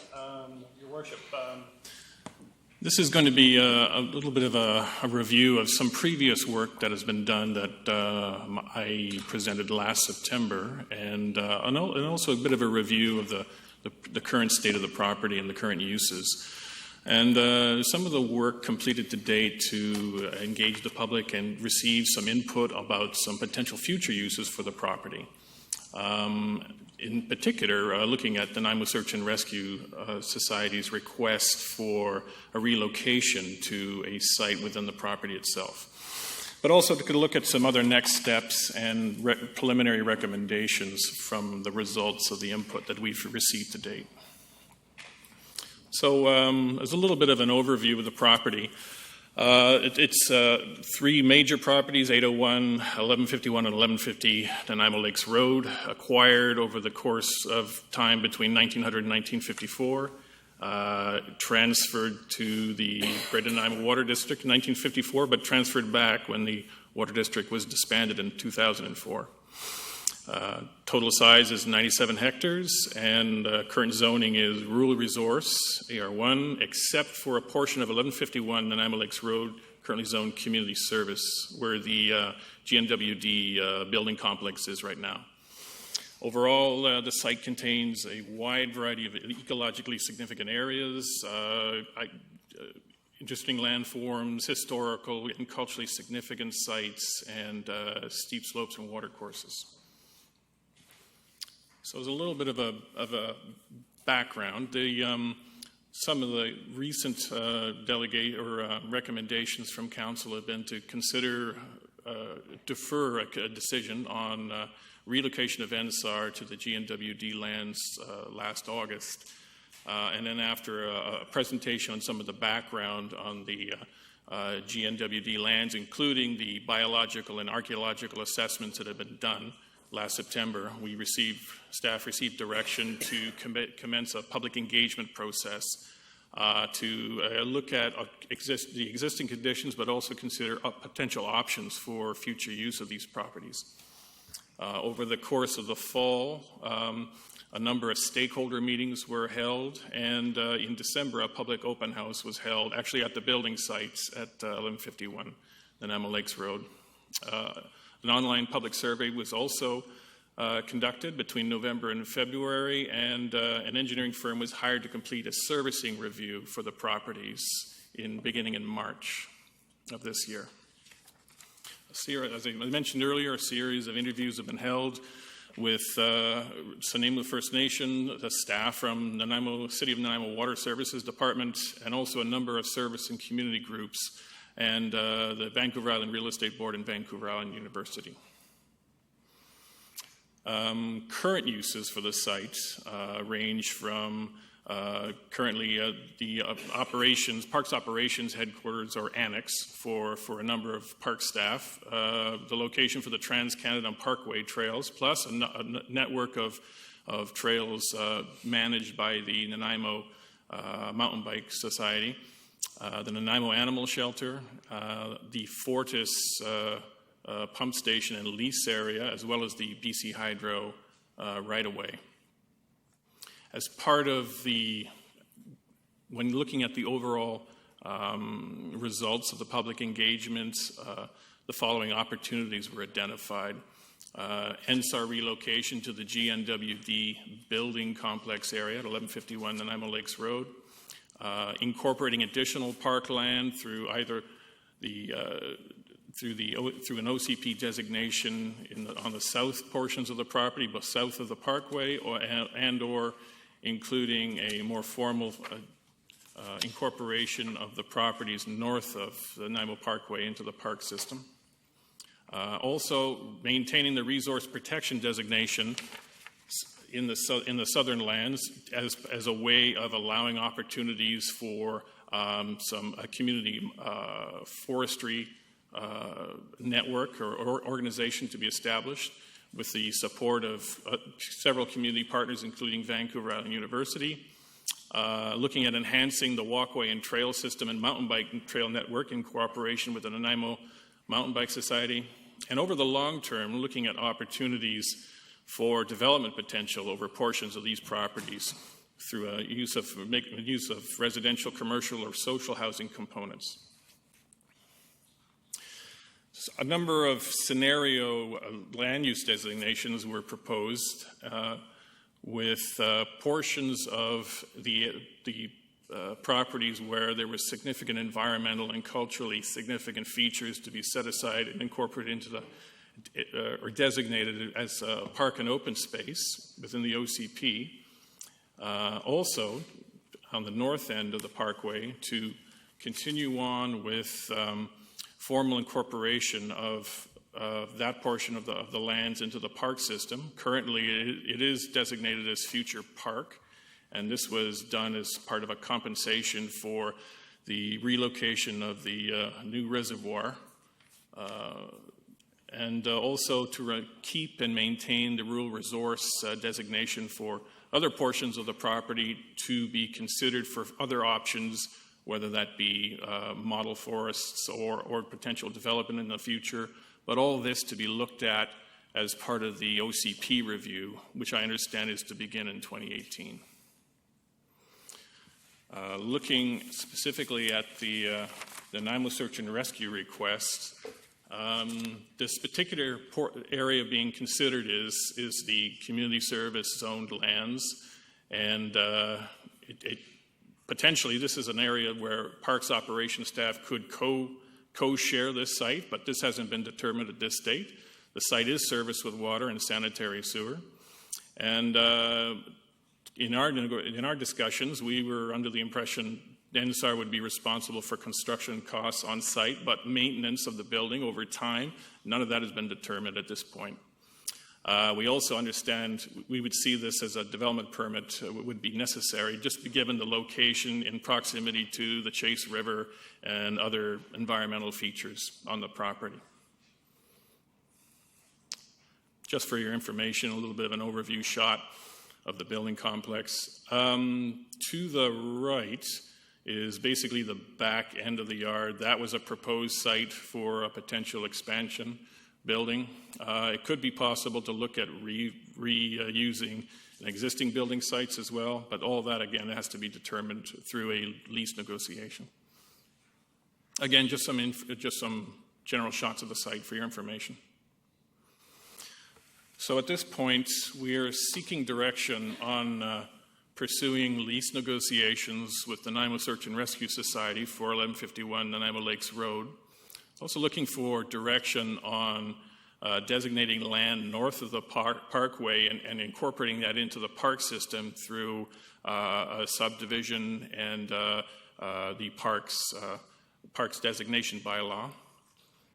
And also wanting to pursue or proceed with a final open house with the proposed scenarios for the land use designation and ideas that have been brought forward in our interviews and information and feedback that we've received from the public to just finalize any kind of last minute details and ideas before presenting this back to council and having this information made available to staff who will be using it as part of the OCP review next year. That concludes my presentation. Thank you. Just go back to the land designation. Any questions for?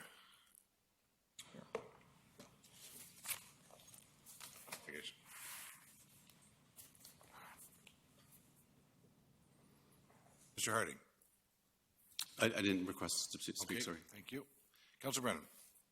Are you ready for the motion? No, we have delegations. Councilor Bestwick. I was going to ask staff a couple of questions as it pertains to the body of the report, but I'll wait to hear the delegations and then circle back. Thanks. Thank you.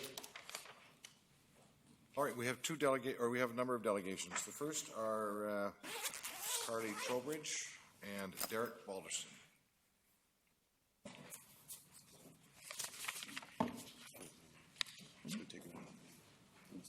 And I expect that you are together.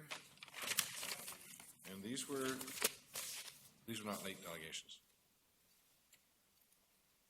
No, they were not, Your Worship. So earlier when we stated there was 4, I didn't know that these 2 were together at the time. So they would have 10 minutes. Great, thank you. 10 minutes collectively. Thank you. Go ahead. Thank you. Good evening, Mayor and Council. First, I'd like to introduce myself. My name is Carly Trowbridge. I'm the president of Nanaimo Search and Rescue Society. And with me is Derek Balderston. He's a search manager for NSAR. Derek will be answering any operational questions you may have at the conclusion of the presentation. So Nanaimo Search and Rescue is one of 80 search and rescue groups in BC that's recognized not only by Emergency Management BC, but by the BC Search and Rescue Association. Last year, we contributed over 9,500 hours of community service to the city of Nanaimo. That was in the form of searches for lost persons, medical assist and rescues, as well as community events and education. We're an all-volunteer organization that contributes this to the city. Operational funding is provided through the provincial government, as well as through grants and private donations. These funds allow us to purchase equipment that meet current safety standards and to expand our response capability within the city as well. On average, over the last 5 years, NSAR has responded to approximately 25 tasks per calendar year. Year to date, 2017, we have responded to 25 tasks. These range from BC Ambulance Service Assist to searches for missing persons. As you can see, we're well on our way to doubling our average call volume for 2017. This increase in task volume results in an increased need for additional members to avoid fatigue or burnout for our existing members, and as well, it brings in a further requirement for equipment. Of course, additional members result in more training space as well. The types of calls NSAR is being tasked for is also changing. We've worked hard to develop a good relationship with the Nanaimo RCMP detachment, and this has resulted in a strong partnership and consistent utilization of our team. This year, we have seen the same amount of backcountry searches and rescues, but as our population ages, has also come more tasks for assisting senior citizens that have potentially wandered from their residence or their care facility. These urban searches are being requested by the RCMP to locate these citizens of Nanaimo. Searches can last days, with multiple mutual aid teams being called in. Sometimes this can result in well over 100 SAR volunteers on one task. If we're staged out of our current facility, we're unfortunately putting stress on nearby residents with members parking on neighboring streets due to the lack of ample parking in our current lot. Problems finding parking can also delay our response time. I'll bring your attention to some photos that I've presented. This is our existing hall here, and you can see a little bit of the parking in the area. We share the building with a few other community groups. So, for example, when we run our ground search and rescue program that our new members go through to become certified to perform GSAR in British Columbia, on that Sunday where we run our course, there's also a community group upstairs. And parking has been quite a concern in the past on those days especially. This is our downstairs truck bay. You can see SAR Dog Hazel here demonstrating scale for you. Unfortunately, there's not a lot of space, and this building is not up to current seismic code. So should a large earthquake occur, our trucks and a large portion of our equipment would not be accessible, and we actually probably wouldn't be able to respond to assist the city in emergency preparedness or planning as we would need to be. This just demonstrates the room and the tight space there that we have with parking our trucks. This is some of our storage downstairs. We actually don't have enough room to purchase further equipment at this moment in time. We have funding available to us from the province to purchase specifically another UTV or an all-terrain vehicle. But as you can see from the photos upstairs, I'll flip through, this is our current UTV. And you can see right above it is our Zodiac, a boat that's suspended from the ceiling because we don't have the room to house both pieces of equipment. In front of the UTV trailer is this truck that you see on the left here. So to access the boat, truck has to be moved, UTV trailer has to be moved, boat needs to be lowered, UTV taken off the trailer, trailer switched because we only have one trailer. So long story short is that we are at a desperate need for more room. In addition to the issue with room, The transportation standards has changed for transporting patients in the backcountry. So gone are the days where we could put a subject or a patient into the back of a pickup truck and transport them to a roadway where BC Ambulance is waiting. Now the transportation guidelines that are set out by Emergency Management BC actually require us to equip our all-terrain vehicle or our UTV with specific equipment that would attach a stretcher and have oxygen available and other certain parameters that we must follow. We've been promised a $1 million donation by a very generous and supportive community member. The donation, however, is promised and is not in our possession, meaning that timing is sensitive for a number of reasons that I'll get into a little bit more detail shortly. Our ideal outcome is to build a large vehicle bay that will not only meet current earthquake code, but it will also store our equipment, in a protected space so that we're able to call and respond when called upon. We'd like to discuss the possibility of repurposing and upgrading existing buildings on the property for use as training and meeting areas, as well as storage for non-critical equipment. This location is ideal for a number of reasons. Approximately 1/3 of our calls are in the Mount Benson Regional Park area. This location allows incredibly quick access to NL 47, which is the main logging road that runs through the Mount Benson Regional Park area. This location is also ideally positioned to access the parkway. It's reasonably close to our existing hall and a large portion of our volunteer base. It's close to both rural and urban training environments. It's close to water access for training. Our Flatwater and Swiftwater teams, for example, could train in Colliery Dam Park. It gives us room to expand further as we need and as funds allow. It gives us access to climbing areas for ropes training, and of course it gives us access to more parking. This process began in 2015 when our donor stepped forward and NSAR approached the city in regards to new land on which to build a facility. We worked closely with city staff, as mentioned in the staff report before you today, to identify the ideal piece of property, not only from our perspective, but also from the city's. The project was initially conceptualized at $1 million in 2015. However, construction costs have risen in recent years by approximately 10%, making the cost in today's dollars much higher than we initially anticipated. Fortunately for us, the provincial government has allowed us to earmark an additional $200,000 for this project, but those funds come with the requirement that they must be spent by March 2018. Our objective is to build a facility that would allow us to better serve the city of Nanaimo as first responders. However, we've come to realize that a delay in this project could also put the viability of it into question.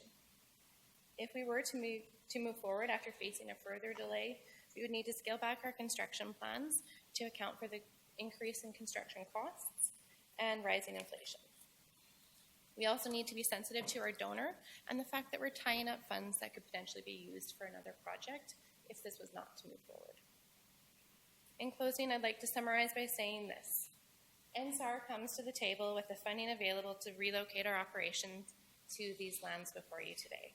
City staff has worked jointly with our building committee to identify an ideal piece of land, which has been set out in the staff report to council this evening. We'd be thrilled to move forward with lease negotiations and better serve the residents of Nanaimo. We graciously request that council support the staff recommendation.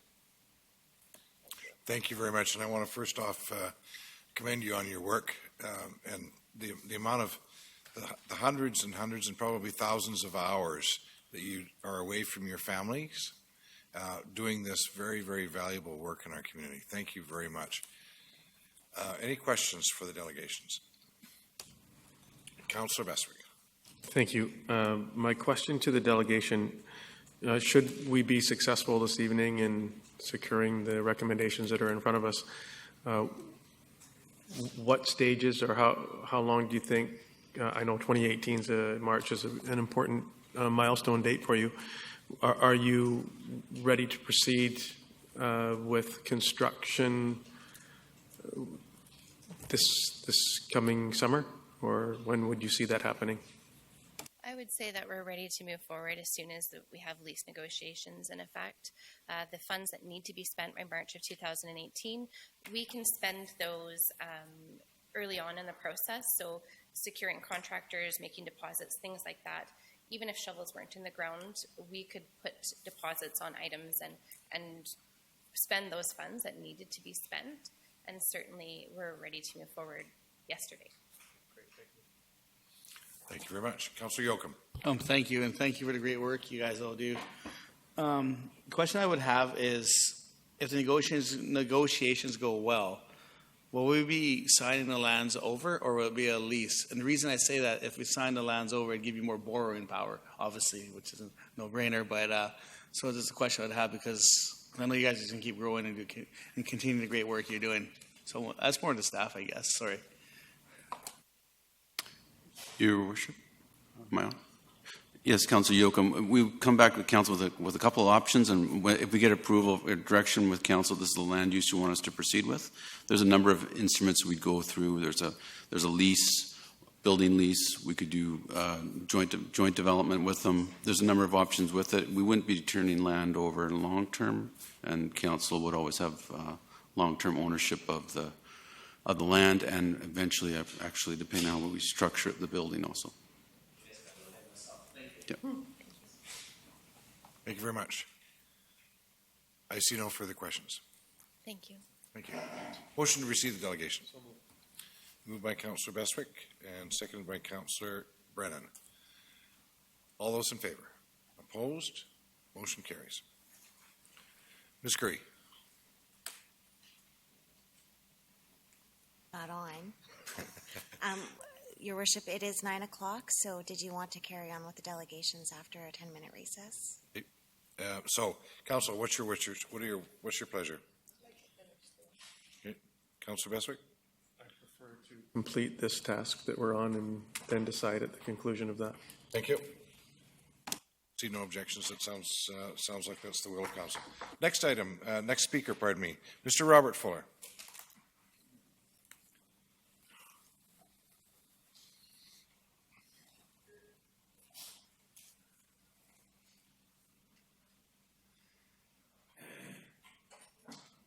And to remind you, you have 5 minutes. I only have 5 minutes. That's correct. Your Worship?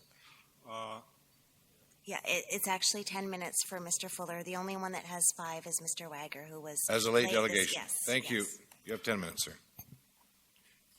Thank you.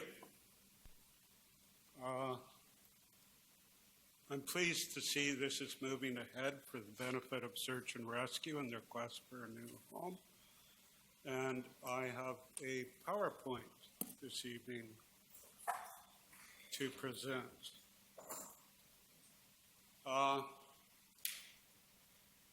The Greater Nanaimo Water District lands are city-owned lands of 248 acres with various parcels located in the southwest area of the city.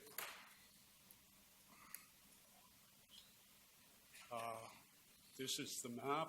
Staff has already shown you this map. City of Nanaimo Parks, Recreation and Culture is looking for a plan for these lands in consultation with various stakeholders. And the stakeholders are the Colliery Dams Park Preservation Society, Nanaimo Search and Rescue, Fairwood Community Association, Nanaimo Mountain Bike Club, Fish and Game Club, Vancouver Island University, the citizens of Nanaimo. I hear the real estate folk are involved too, and the First Nations peoples.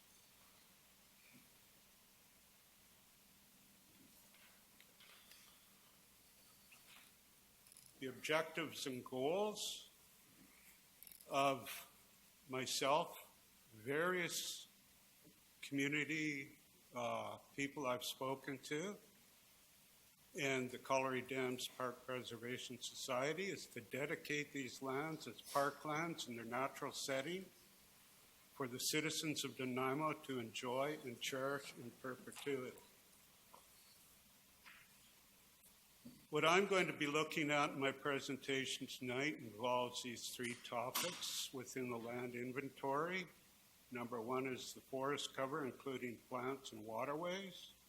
Number 2 is the fauna, including mammals, herpetiles, and birds. And Number 3 is the red and blue listed species of note.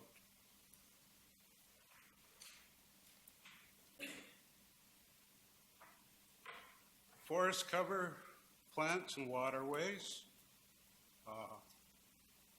These lands are mostly composed of mature second growth Douglas fir interspersed with western red cedar, grand fir, and big leaf maple.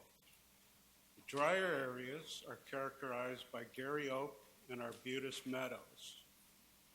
An understory of salal, Oregon grape, snowberry, western trumpet, honeysuckle, sword and licorice fern, and various wildflowers.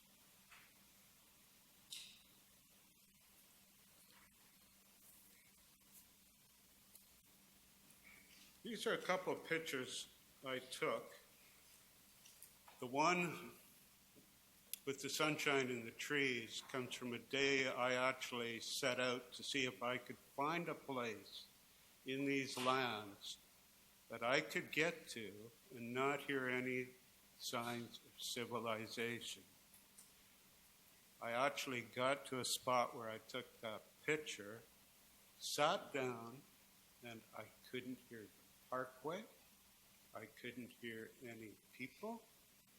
It was just the neatest thing that I had come across in a heck of a long time.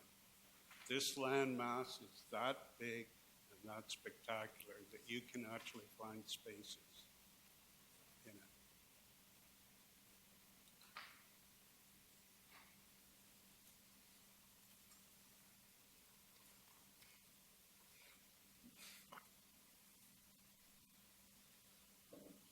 There are 2 longitudinal wet band complexes associated with vertical rocky ridges running east to west in Area 2. Lands bisected by the Chase River, which is fish-bearing, flowing east or west to east in the northern portion of the Greater Nanaimo Water District lands.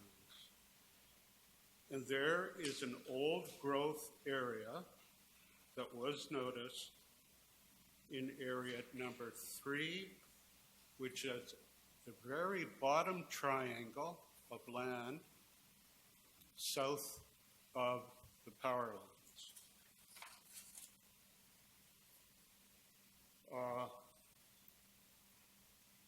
Areas 2 and 3 can be seen on page 34 of the Aquaparian Biophysical Assessment, and that would be this. I don't know if council has received this yet, the biophysical report by Aquaparian.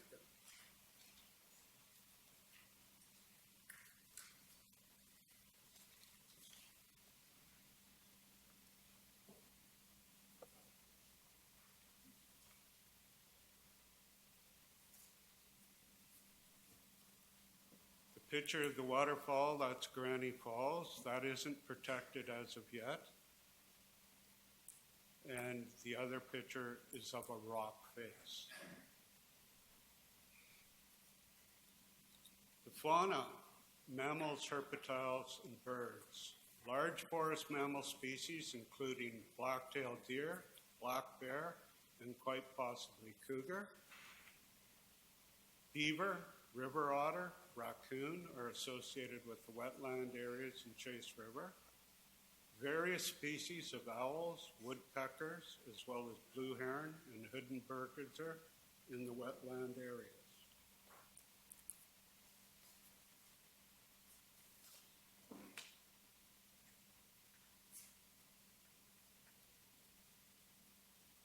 While I make little mention of amphibians or reptiles in this presentation, it must be noted that there is certainly, given the land area and the ecology of this area, that they are present.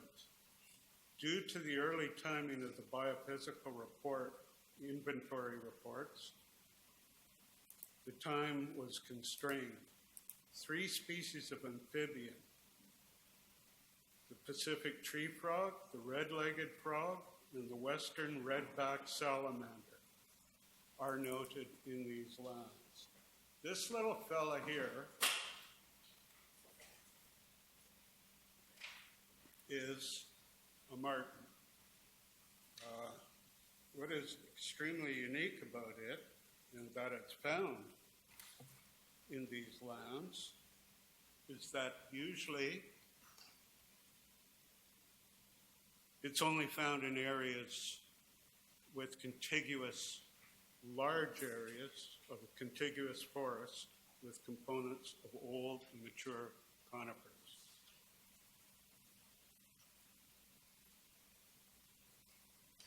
Species at risk. And this is from the British Columbia Conservation Data Center. Red listed species. Any species or ecosystem that is at risk of being lost, extirpated, endangered, or threatened. And blue listed species. Any species or ecosystem that is of special concern.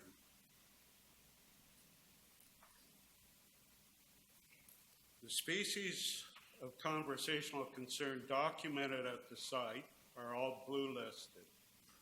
The Townsend big-eared bat, the great blue heron, the northern pygmy owl, and the northern red-legged frog. It should be noted and can be accessed in the biophysical report on pages 21 to 24 that at least 10 species of birds and 1 minute, sir. have a reasonable probability of occurring on the site. And there's the great blue heron, the northern pygmy owl, and the northern red-legged frog. The current land uses are trails, archaeological significance, City of Nanaimo operations building, and the old reservoir number 1.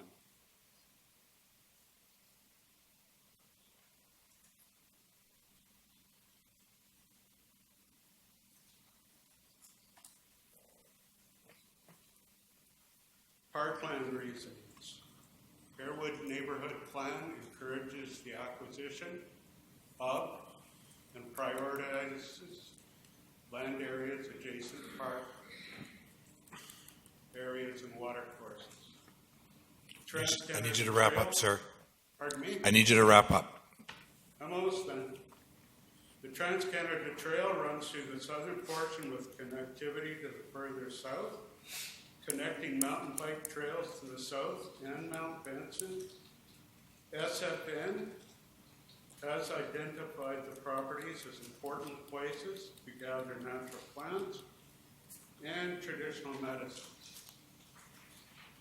Developing the Greater Nanaimo Water District plans, the concept of a parkland setting of mature second growth forests, associated wetland and preservation of the Chase River watershed for the enjoyment and benefit of future generations makes sense.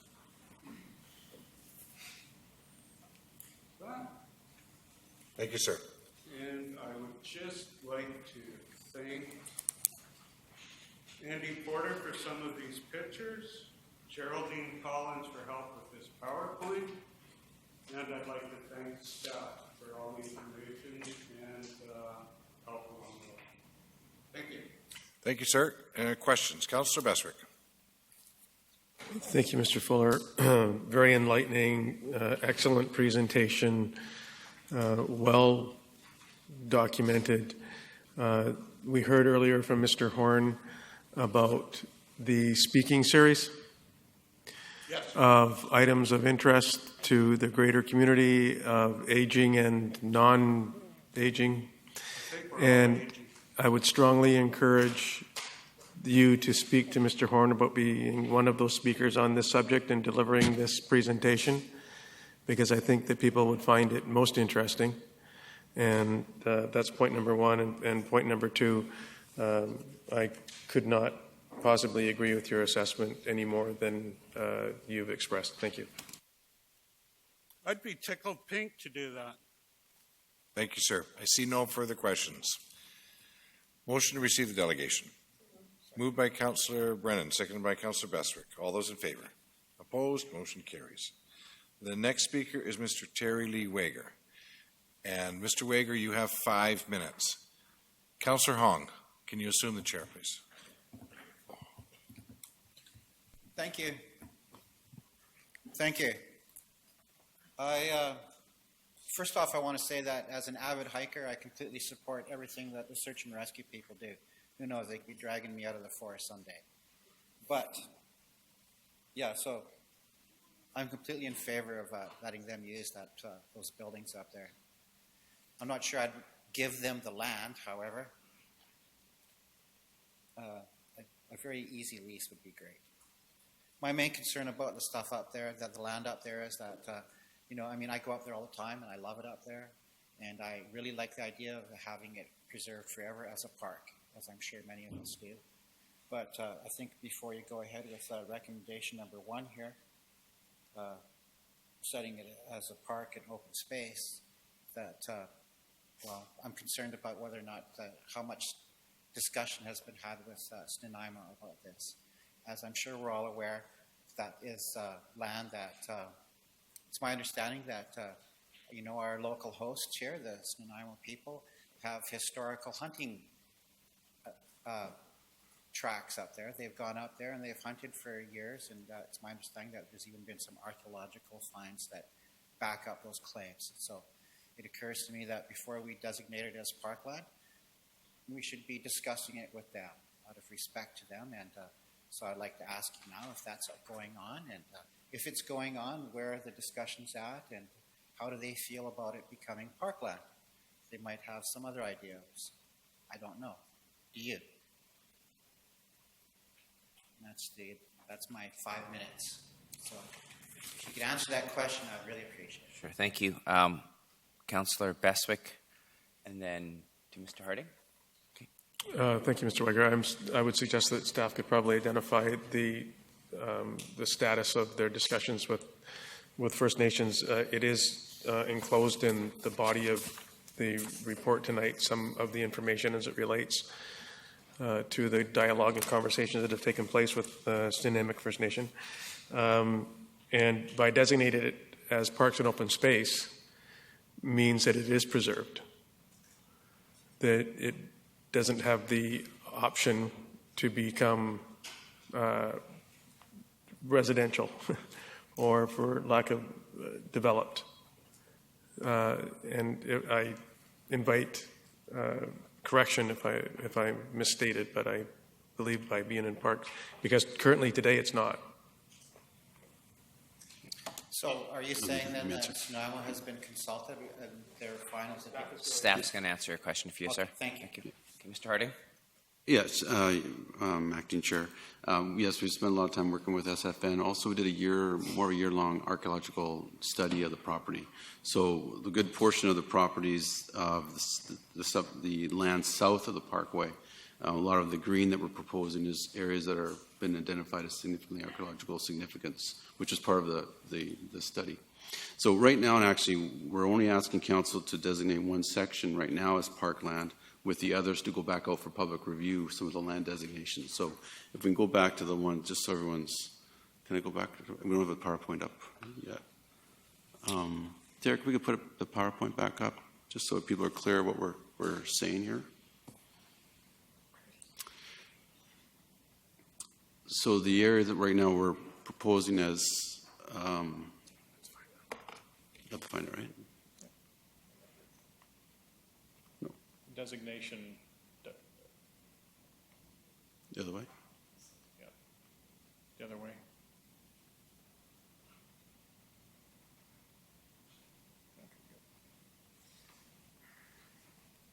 That's it. So this is where we're proposing with council. So that if you look at the top right corner, that's the lands that are adjacent to Colliery Dam. Those are the ones we're recommending tonight that council designate, and we particularly with that, which is in compensation for the lands that were taken out of Colliery Dam for the water reservoir. All right. And the other portions, everything south of the Parkway, we're asking council to go back out for public review with the green parts are areas of archaeological and environmental significance that we think need to be considered under the OCP. The other lands are potential for other potential uses in the future, or consideration in the future. And then the other recommendation we're asking council is, given time sensitivity with the search and rescue, is to give us direction for working with the search and rescue for a lease or a building site for the search and rescue area. Thank you. So I feel better now that I've been educated. Thank you very much. Thank you. I see no further questions. Motion to receive the delegation. Moved by Councillor Bestwick, seconded by Councillor Yocum. Thank you. All those in favor? Opposed? Motion carries. So, Councillor Brennan. Your Worship, I'd like to move the 3 recommendations. Can I ask that we do them seriatim, please? Sure. Do you want me to read them and then do them seriatim, or are you satisfied just by saying the 3 recommendations? 3 recommendations, fine. Okay. Certainly. Okay, so shall we start on the first one? It's been moved by Councillor Brennan and seconded by Councillor Bestwick. On the first one, direct staff to designate the former Greater Nanaimo Water District lands north of the Nanaimo Parkway as parks and open space under PRC 1. And you wish to speak to that? Okay. Councillor Bestwick? Oh, sorry. Okay. Councillor Hong? Yes, I do. Thank you. I understand that we should do this as park, but the logic in me questions why we wouldn't save that sliver on this, I guess, the east side of the trail because of Harewood Mines Road. Wouldn't it make sense for us to put housing on that road already? Because it just seems to me that if you have a road there, you already have servicing there, and there's already houses across the street. To shave off a piece for housing makes a lot of sense because you don't have to really do any site work to it compared to some of the other future proposals that we're looking at. That's just a question to staff. Did you guys consider looking at that piece on Harewood Road by, I guess, whatever that other road is called there, that little loop-de-loop road? Would you like it brought back? Yeah, Glengarry Crescent, I think is the one. Derek, would you be able to put the map up again? But I can speak to that, Councillor Hong, Your Worship, if I can. So the main recommendation on this one was the aspect of a contiguous aspect of Colliery Dam Park. And you're right, Councillor Hong, it's actually the most serviceable land, but it's also the lands that are heavily used now and for many years as parkland. So we felt, given what we've seen over the years, particularly for that piece, is that there's a lot of value from residents as it being as existing parkland.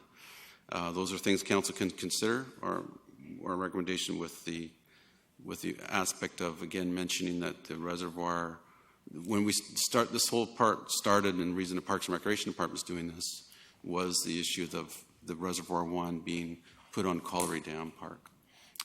And for us to look at these lands to identify areas that had environmental and recreational and archaeological significance. This piece here is definitely recreational because of its contiguous nature with the Colliery Dam Park. So that, again, that's our recommendation with that. But your point is correct. It is an easier piece of property to. Now, it is under the OCP right now designated as park under the OCP. It's not zoned as park, nor is it designated as park. But it is identified in the current. So you'd have to do an OCP amendment if you did want to do some other land use in there. Yeah, and I think from our in-camera discussion that we had with the scarcity of land and affordable housing, this seems a prime location for us to, as Councillor Yocum and Councillor Fuller talked about, is micro-housing, or something that we can do along the road that's easily serviceable, that still gives you that environment. Because honestly, if I were to buy a micro-house, I don't want it stuck in a cube in the middle of the city, where having a park behind me, knowing that it's going to be a park behind me, adds value of having such a small property that could be affordable, that is desirable to some of these. So I think there's a bigger discussion that we need to be having with staff and with our community about affordable housing and pricing and what we can use this best land. And I agree that we should keep majority of this as park space, but I think the easy parts we should carve off for organizations that want to come build housing that works, like Habitat for Humanity. Thank you. Thank you. Councillor Fuller. Yeah, could you put up the page 150 on the agenda? It might give you a better idea of what Councillor Hong is talking about, because the other map just shows the whole thing as a gray area. Okay. That's not page 150. Attachment A.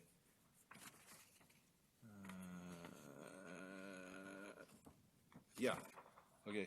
So you'll notice the green line just off of, like you've got the big part that's gray. The green line is the trail. It's called Parkway Trail, actually. I always thought it was part of the Trans-Canada Trail, but I guess that just starts on the other side. Yeah. And I think that is the area that Councillor Hong is talking about, not the whole gray area, but that one sliver there. I'm up there every day. People don't go in that area. Yeah. And to me, even to me, it looks like a natural. And to what Councillor Hong is saying, if we sold those properties off, you could take those monies and put it into the park in perpetuity for upkeep. Otherwise, we'll end up raising taxes here, there, and everywhere just to maintain our parks. And this would be a way of doing it. I'm not saying we have to agree to it, but to me it seemed like a logical area. You could probably get 30 or 40 small building lots in there. Yeah. And like Councillor Hong says, it's bordering a park. That's going to up the value.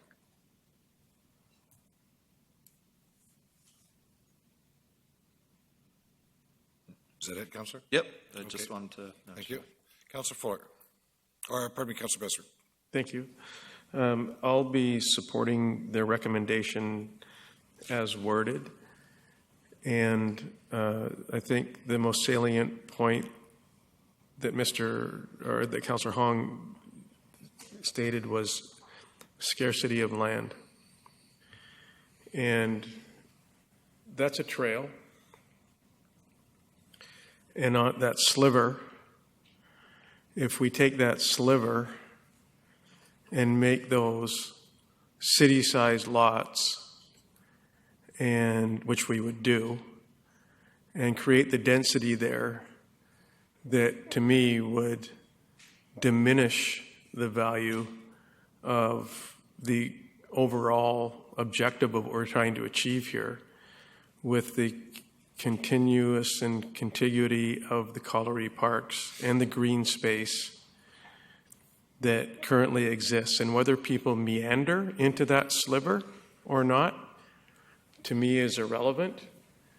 I would prefer not to see 6-foot cedar fences and berms created so that the people that are using that trail aren't disturbing the residents along that narrow stretch of property. I heard that, thank goodness that we saved the Colliery Dam and that the search and rescue actually have the opportunity to use that beautiful location for their water exercises and training, something that we almost lost, to turn it into a stream. And we contributed millions of dollars to preserve that. I would like to think, I don't believe that in entirety that our city is scarce of infill development opportunities. I think that we have considerable infill development opportunities that are available to us in this city to take advantage of before we invade a parcel of property like this, any sliver of it. So I will only be supporting the recommendation as worded on item number 1 as it's stated. Thank you. For what it's worth, I can't support the recommendation at this time. We had a real good discussion due to other topics in camera, and one of the biggest worries that I have today is affordable housing in our community. There's been a lot of discussion about affordable housing opportunities on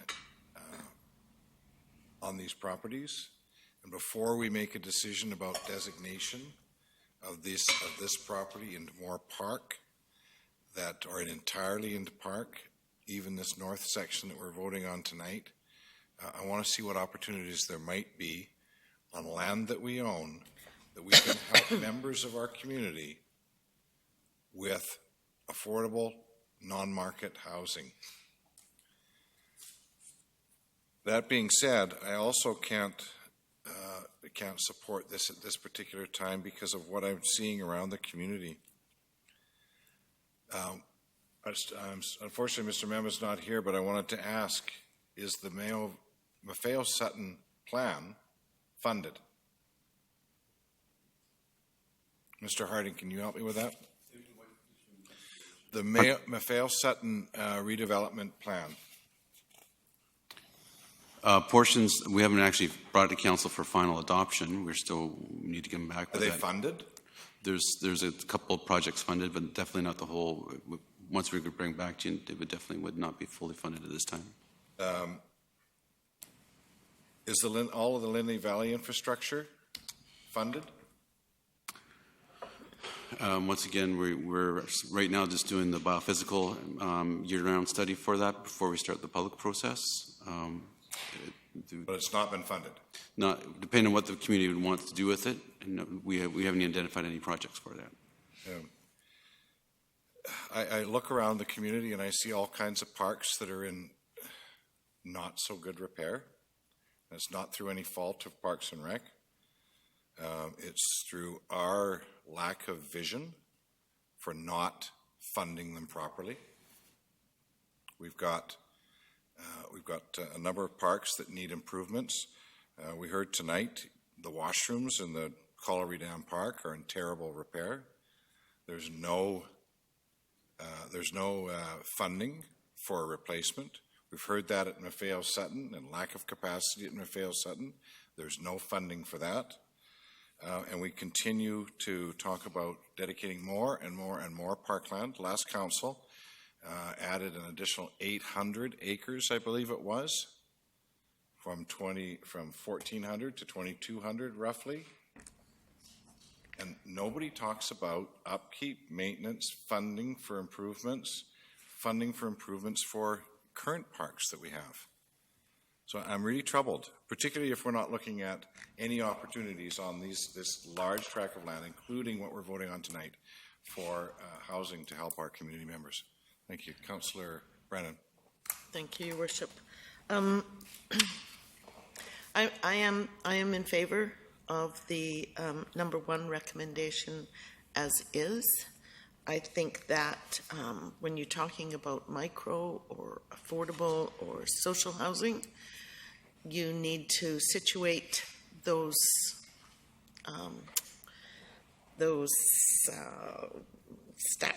housing close to amenities.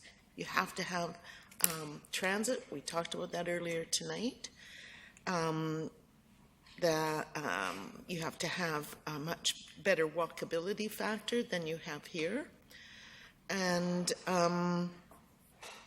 we have to remember that people who would be living in social housing are far less likely to use cars, far more likely to use bikes, strollers with their children. Oftentimes they're lone parent families, and they're going to be using strollers far more often than they're going to be using cars. So the hike for them to get down to University Heights to do their shopping and back is not realistic, and it is, in my view, a clear example of urban sprawl, even though it might be on the edge of this park, it might be on the edge of our housing, but it's just not close enough to amenities. There's lots, like Councillor Bestwick said, there's lots of infill opportunities.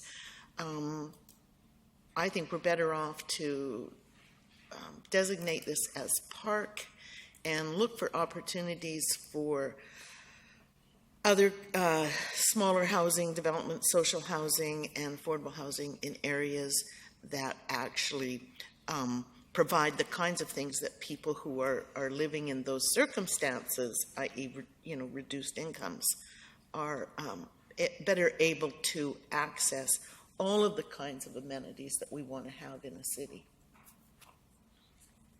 Thank you. Councillor Yocum. Thank you.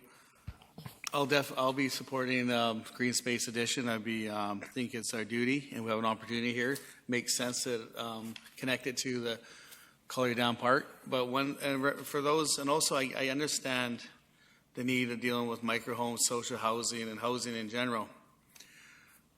But I don't think this jeopardizes that conversation and the need to have that conversation. You're right, Mr. Mayor. We have to have that conversation. We have to have a game plan of that sort. But so to conclude, is one thing I can I won't say reassure, but the left side of the road where it says where this D&D property today, that won't be parkland. There will be plenty of opportunity for other things, and plus the 100+ acres on the other side of the parkway. So we know where that's going to go. So if we can preserve some parkland here, that'd be great. So I'm definitely going to be supportive of the motion. Thank you. Yep. Councillor Bestwick. Thank you. I won't belabor the topic. I concur with Councillor Yocum that the D&D site eventually will be, in all likelihood, completely developed out. And for me, if we shave this off, this is not an opportunity gained. This is an opportunity lost. And we need to retain and maintain. We just signed on to the Douglas Fir Preservation Old Growth Society. We just signed on to that. We've just seen a presentation about 6 or 7 weeks ago from a gentleman that brought to us, and we were all enamored with it, at the nursery site off of the Island Highway, and he put a considerable amount of effort into that presentation about serenity and about peace and about passive recreation and my God, it made sense in the middle of the city. And here we have essentially bookended north and south, Caudle Lake, Lindley Valley preservation, Colliery Dam Society preservation at both ends of our city. And not many cities get an opportunity to preserve properties that border extinction if we don't preserve what has been loaned to us for the next generation. There's lots of places for houses in our city. I don't disagree that we need to pay attention to the housing crisis, if you will, and that could be a strategic plan that we undertake in the balance of 2017 and 2018. But to compromise the preservation of any of the properties that we currently have that are as precious as one like this, I think would be an opportunity lost. I will only support the recommendation as it's written. Councillor Fuller. Yeah, as I said, what we're talking about right now in this motion number 1 is just that triangle. That's it. That's not the rest of it. The rest of it is still up for debate on whether to develop or not. That's the part that's going to go back to public consultation. So I would love to see that whole area designated park. It's a far bigger area, has really cool trails, whereas the sliver has been logged. It's not old growth forest. I'm up there almost every day. I walk this, and I would encourage anybody on council to walk that trail and take a look to your left, and you would see it's almost a natural, and it does add to being able to pay for things like washrooms in the parks. So all we're looking at with number one is that one triangle. It's not the rest of it. I'm not going to support it at this time. I think we need more consultation on that part as well as the other part, because I don't think that's been considered. So I'm not going to support the motion. You know, I want to see it as park as much as anybody else, that huge tract. But I think there's other opportunities, and I want to see those opportunities taken where it would be least invasive. Thank you, Councillor Fuller. Councillor Hong. Thank you. And I think I echo what Councillor Fuller is saying as well. And I'm all for parks. And we need more. But when an opportunity like that presents itself for easy development, turn those into lots, generate some money. Because you know what? A 103 Lotus Way, right down the road across the Nanaimo Parkway, 92 acres on sale right now for $1.8 million. We should buy that. Seriously, I'll put a motion to buy that property because that's 92 acres just south of that. So, you done, Councillor? I'm just saying there's opportunity for us. How we could buy more land for park. That's easy pickings. I'm not saying doing anything else, but I think it needs more looking at where we can actually generate some money, because one of my priorities was to increase the money we have for acquisition. $600,000 a year for acquisition isn't enough. We need to figure out how to generate more money. I don't want to take it out of the taxpayers' money. Thank you. Thank you. Councillor Bestwick, last one, then we'll call a question. Thank you. We just struck a deal for Gordon Street in approximately $750,000 that will go towards our property acquisition reserve fund. There's other properties that we own that are in our inventory that we are in the process of selling that will add to our property acquisition fund. Should we get to that point where we'd like to buy another 92 or 100 acre tract, great. Right now we're talking about the council direct staff to designate the former Greater Nanaimo Water District lands north of the Parkway, 801 and 1150 Nanaimo Lakes Road as parks and open space, PRC1. That's our conversation. That's what we're being tasked to do right now. If we want a fourth recommendation that we purchase a piece of property, then let's make that recommendation at the conclusion of dealing with this subject matter. Thank you. It's been moved and seconded to direct staff to designate former Greater Nanaimo Water District lands north of the Nanaimo Parkway at 801 and 1150 Nanaimo Lakes Road as parks and open space. Call the question. All those in favor? All those opposed? Show Councillors Fuller, Hong, and Mayor McKay opposed. The motion fails. Next item. To receive, prior to public review and comment, proposed land use designations based on stakeholder interviews and public input received to date for city-owned property located at 801, 1150, 1151 Nanaimo Lakes Road, and that staff return with a summary of input. Is there a mover? It's been moved and seconded, pardon me. Discussion. Seeing none, call the question. All those in favor? Opposed? Motion carries. Next one. Commence lease negotiations with the Nanaimo Search and Rescue Society to relocate the former Greater Nanaimo Water District office lands at 1151 Nanaimo Lakes Road, and staff return to council for formal approval once lease negotiations are complete. Any debate? Councillor Bestwick. I would just, a question to staff would be, it would be my understanding that some preliminary conversations and discussions have taken place, and I would suspect that there's a timeline that you'd be working toward to bring back the recommendation to council, which would be processed. Is that correct? That's correct. So as soon as we have direction from council, we'll proceed with talking with the group. And how long will you require, do you think, to come back with a recommendation to council? By September, Your Worship. Your Worship, through the Councillor Bestwick, by September we'll have something back to you.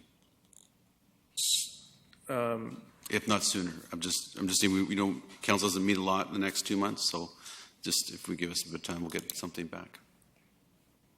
So if I understand your response correctly, it would be not later than September. It would be your goalpost to return to council with the recommendation. That's right. Thank you. Thank you. I fully support this one and would hope that that we can get these negotiations underway and so that the search and rescue can take advantage of all the opportunities that they find themselves presented with. Thank you. I'm going to call a question. All those in favor? Opposed? Motion carries. Thank you. Councillor Fuller.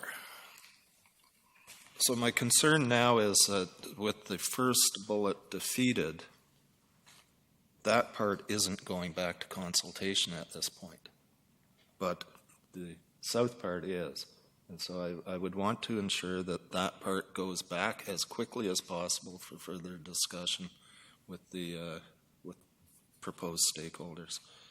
So if I could make that as a motion, I would do so. I wonder if I can help, if I can ask whether or not that would be covered under 2, now that 1 was defeated.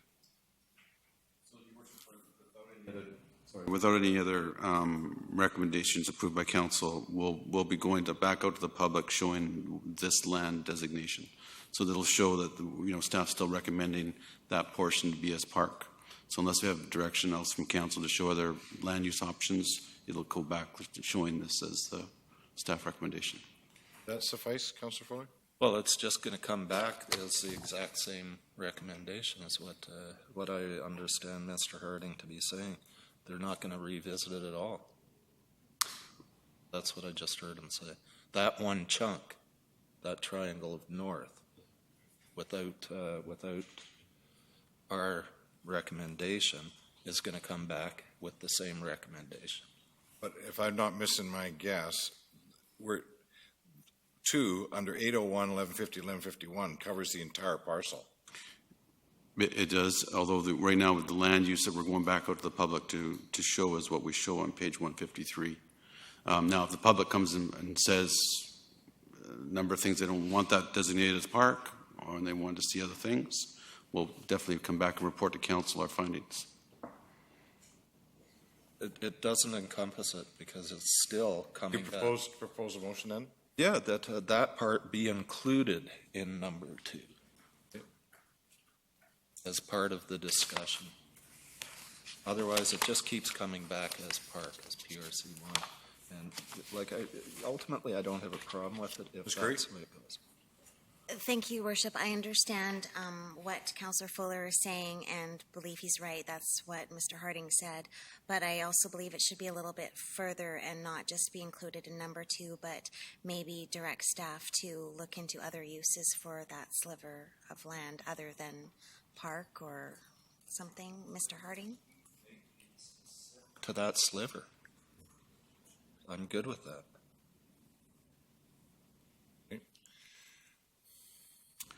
What do you have in the way of a motion?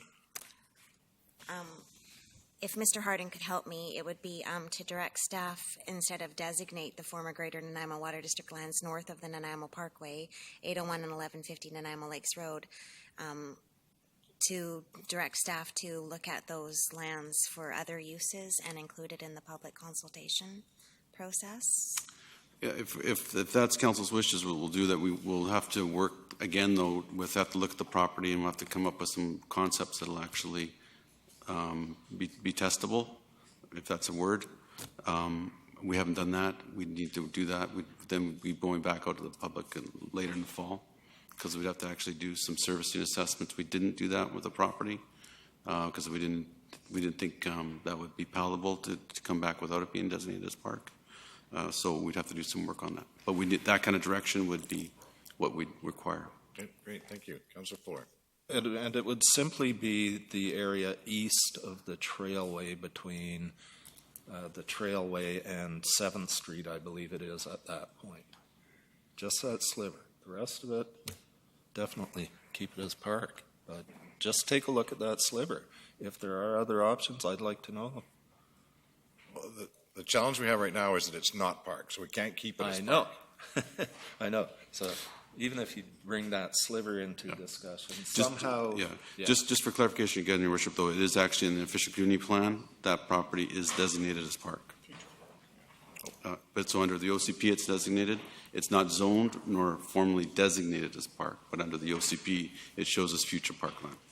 Right, but it's not designated, it's not Formally, dedicated as no, it it's not stands it right has been formally dedicated by council as parkland or zoned as parkland. Thank you. Is there a seconder? You're seconding that? Okay. Ms. Curry. If I could help, Ms. Curry, it would be that that staff look at other development portions. I guess it would be east of the Parkway Trail along that property. It's not a huge amount of property. East, right? So, Councillor Brennan, did you wish to speak to the Yeah, motion? I do. First of all, it is proposed as parkland under the official community plan. So would we not have to do some, almost like rezoning when you change something from the? If you did decide to do something different there, you'd have to do an OCP amendment. Okay, so that's troubling to me, this sort of just throwing this together. I mean, there is an OCP that we have to be paying attention to. Also, this was hardly a ringing endorsement for removing it because it was a 3-3, it fell on a 3-3 tie. Generally, we don't take that to mean to move ahead on something. It just means we don't move ahead on something, if you get the difference, yeah. So I would be very reluctant to have this sent out to the community for community consultation without the parkland option included in that consultation, so that it isn't just, and we would like to consider slicing this off and moving it into housing. I think the community should be asked an either-or question so that we can get a temperature reading on how much people want to see that as park.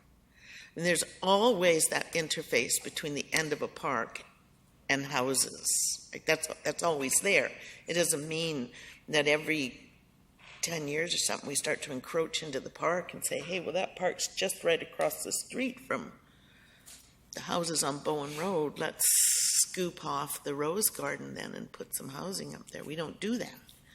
I don't know why we would think it was reasonable here. So I'm not going to vote for that. I mean, I would vote for it if I understood it to be taking it back to the community for a discussion about both options. If that's what it's intended, then I could support it because I want to see that put to people, because personally I think people are going to choose the park option. Thank you.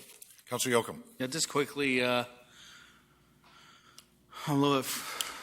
anyways, as whether it's just a sliver or not is not going to solve the housing concerns in our community. And I'm not disrespecting the concerns of our housing.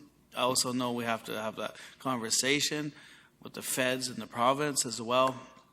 So I'm just disappointed that we're willing to take park space, potential park space with OCP away for, I actually can't figure out why. When considering, I think one of the council members stated there's plentiful of other places that we could, not plentiful, but there are other places in the city where we could start this housing conversation.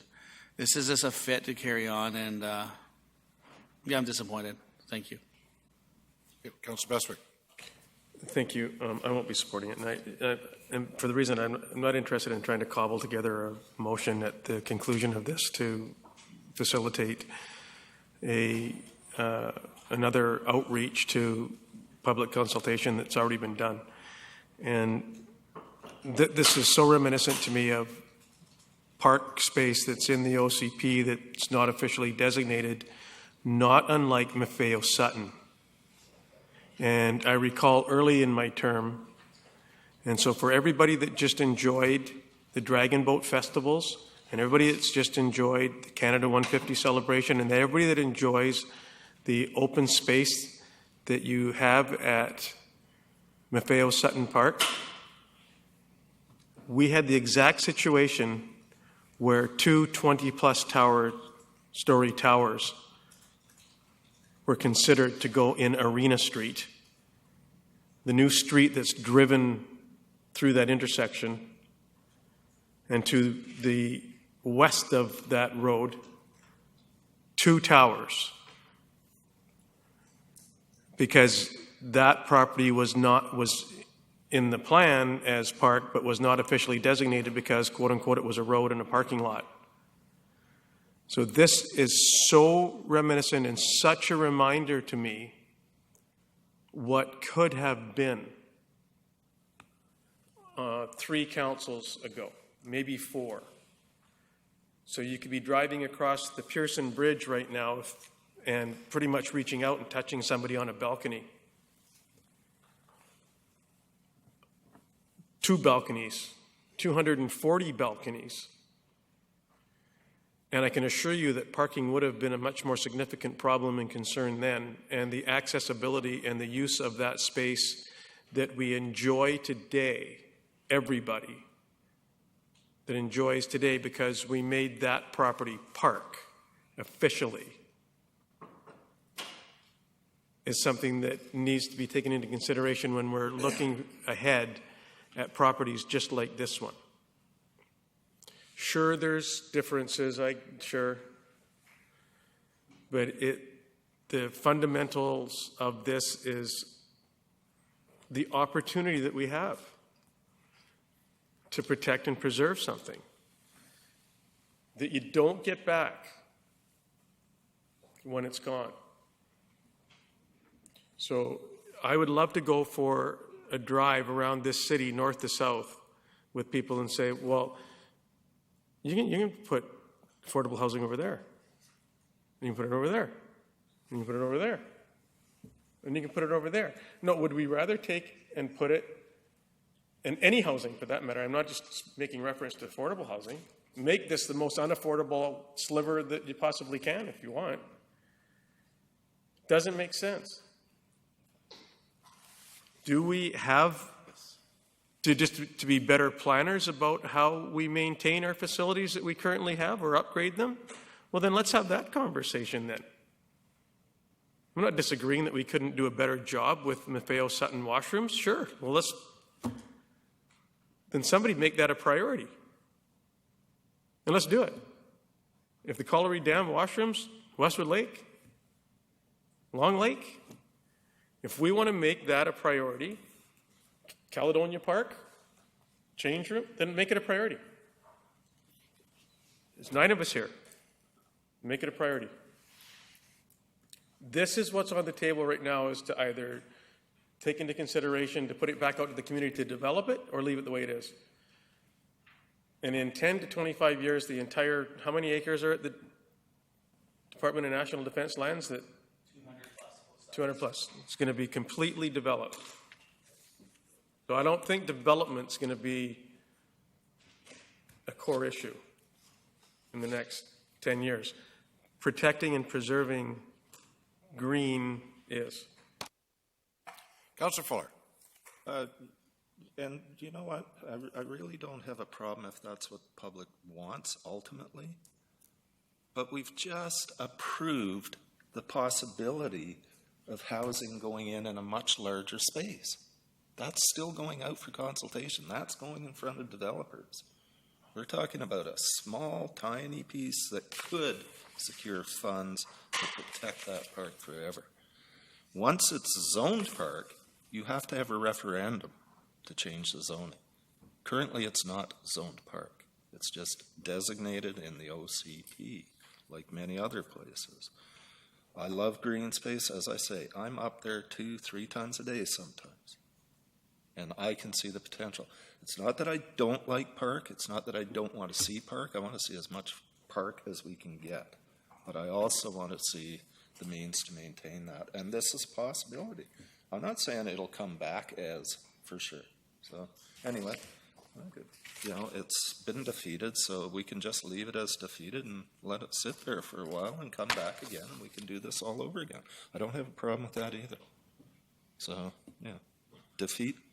We haven't even made the motion yet because, oh, was it second? Oh, yeah. So defeat the motion. We can defeat that one on a tie, too. Okay, thank you very Okay. much. Councilor Brennan and Hong, do you have any I new do. information? No, I have some, I require some clarification. So, this motion, is this motion a substitute for number one? Or have we added number one into number two? Some help here? So when we go back out to the public, we're going back out to show the full land use of all the property. Right. So we're going to show what our staff recommendation is parkland. Okay. If that's, right now, that's the direction we have, we'll go out and do that open house. Okay. If the public comes back and says that should be something different, we'll report that back to council. Okay. We don't anticipate that, but that's, Will we offer them the option of housing there, developing housing? we won't, I don't plan to show that unless council gives Okay. us direction to come back with a Very different. much. Okay, Yeah. so defeating this motion would defeat taking that out to the public? No. We're still going out to the, council's already given us direction to go back out to the public Right. with the general land use for all the property, including in that would be the search and rescue lease area. So we'll go out and do that as soon as we can. We don't recommend doing it in August because it's summertime, so we'll do it in September. So when everyone's back to school and ready, so we'll do that. So we're going to go out there and we're going to present them with a park We'll show plan them right now, unless there's Greater something Nanaimo Water District lands north of Nanaimo as Park. it illustrated on page 153 of your report. We'll show that. Just not the illustration, I do better with words. So this recommendation here, number one, that council direct staff to designate the former Greater Nanaimo Water District lands north of the Nanaimo Parkway as parks and open space. Will that be going to them? So council defeated that. Yes. That was an actual procedural motion for us to go and do that work. So we're not doing that. But number two, we're going to do that in its entirety, which includes the land designation of showing that as parkland. Okay. Showing the Showing- lands north of Nanaimo Parkway. As parkland, yes. As part, we're going to show that to them. Yep. Okay. Because the south Then- end is proposed and the north end is existing. Yeah, but we're still, the motion shows all the properties. I just want the community to have the opportunity to see the No. vision of that as parkland. So just so we're clear, so number two shows all the civic addresses for all the properties we're Yep. in question. We'll show the entire property. Okay, thank you. Thank you. And the last thing I'll say is that we've I think, tasked our staff with developing an affordable housing strategy.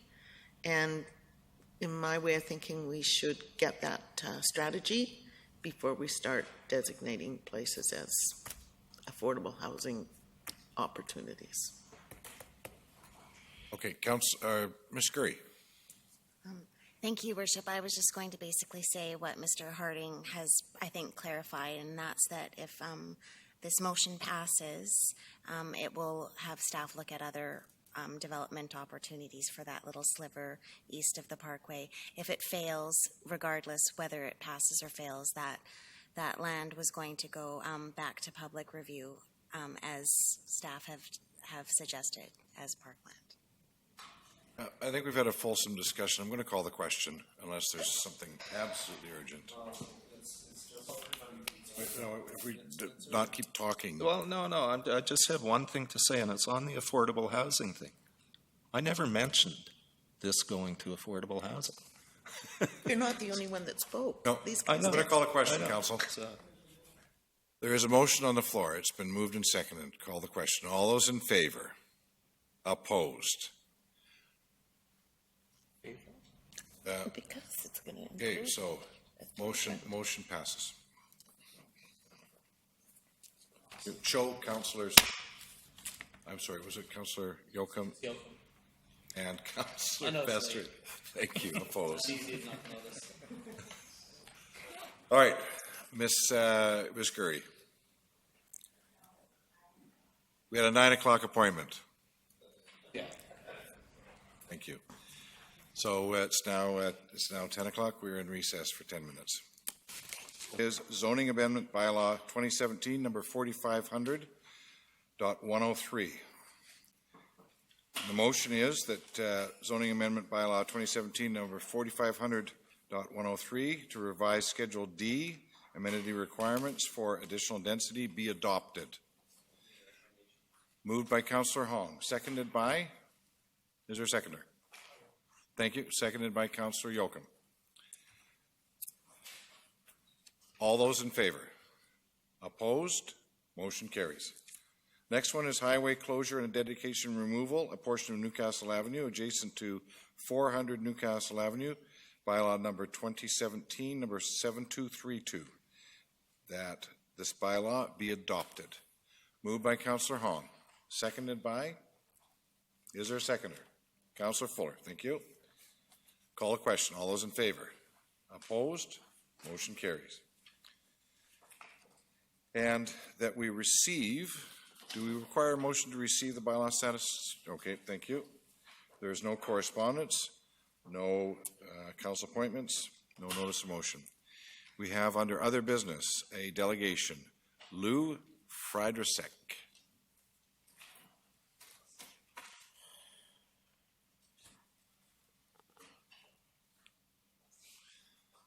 Is this a late delegation?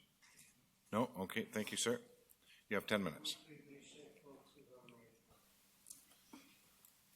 All I'm here is simply to ask more time than I've been given by bylaw. I'm a senior now. I've had an embolism of lungs in the beginning of the year, so things were slow, and I would just like more time. I don't think that's unreasonable to ask. Thank you, sir. Councillor Bestwick. Thank you. My question is to staff. Could you please update for my benefit 431 Maple and give me some status background on the gentleman's request? Mr. McCrae. Yes, thank you, Your Worship. Bylaw Services has had contact with the property since 2007, being the first contact. The reason was there was multiple derelict vehicles and boats on the property. The bylaw officers attended, and the owner of the property brought the property into the compliance at that time. The second instance was in 2012, where it was roughly the same issue, to which the bylaw officer and the resident of the building reached a compromise at that point in time. The third incident, which is the one we're referring to now, is from May 11th, 2017, which the same incident again with derelict vehicles are on the property. And this time there was an attempt to work with the complainant, but there was no ability to get compliance at that point. Thank you. Only one vehicle is derelict. The rest, they're antique, and I will remove it, but I need time. I was given by bylaw like 3 weeks. So, okay, thank you. Councillor Bestwick. I don't have the chronology background information since 2007 in front of me. So when you ask for more time and hearing our staff's description, when you say more time, how much time do you need to bring the property into compliance? Summer. 3 months. So we're July 10th. Pardon me? We're on July 10th today. Uh-huh. And today was the day that the work was supposed to be undertaken by. You were supposed to have it done by today. And do you need 30 more days? 2-3 months. Okay. I can guarantee like it's going to be done 7th of September. So if I may, sir, and I'm trying. So I understand. So we need some certainties because, frankly, we don't want to be back here again because we didn't have a definitive date, and that you didn't have a definitive date. If we extend this, we need a date. I've talked with the bylaw officer, and I said I will comply. I will get it together, and it's just like, I mean, we're Nazi Germany, or like you ordered and you got to do something. Is the meaning private property still means something, or is private property the property of City of Nanaimo? Bylaws have to go on the property and take pictures. So this is not like a public eyesore or something like that. So all of our complaints like this are complaint-driven. All of these issues are complaint-driven, so somebody has complained. And evidently over many years.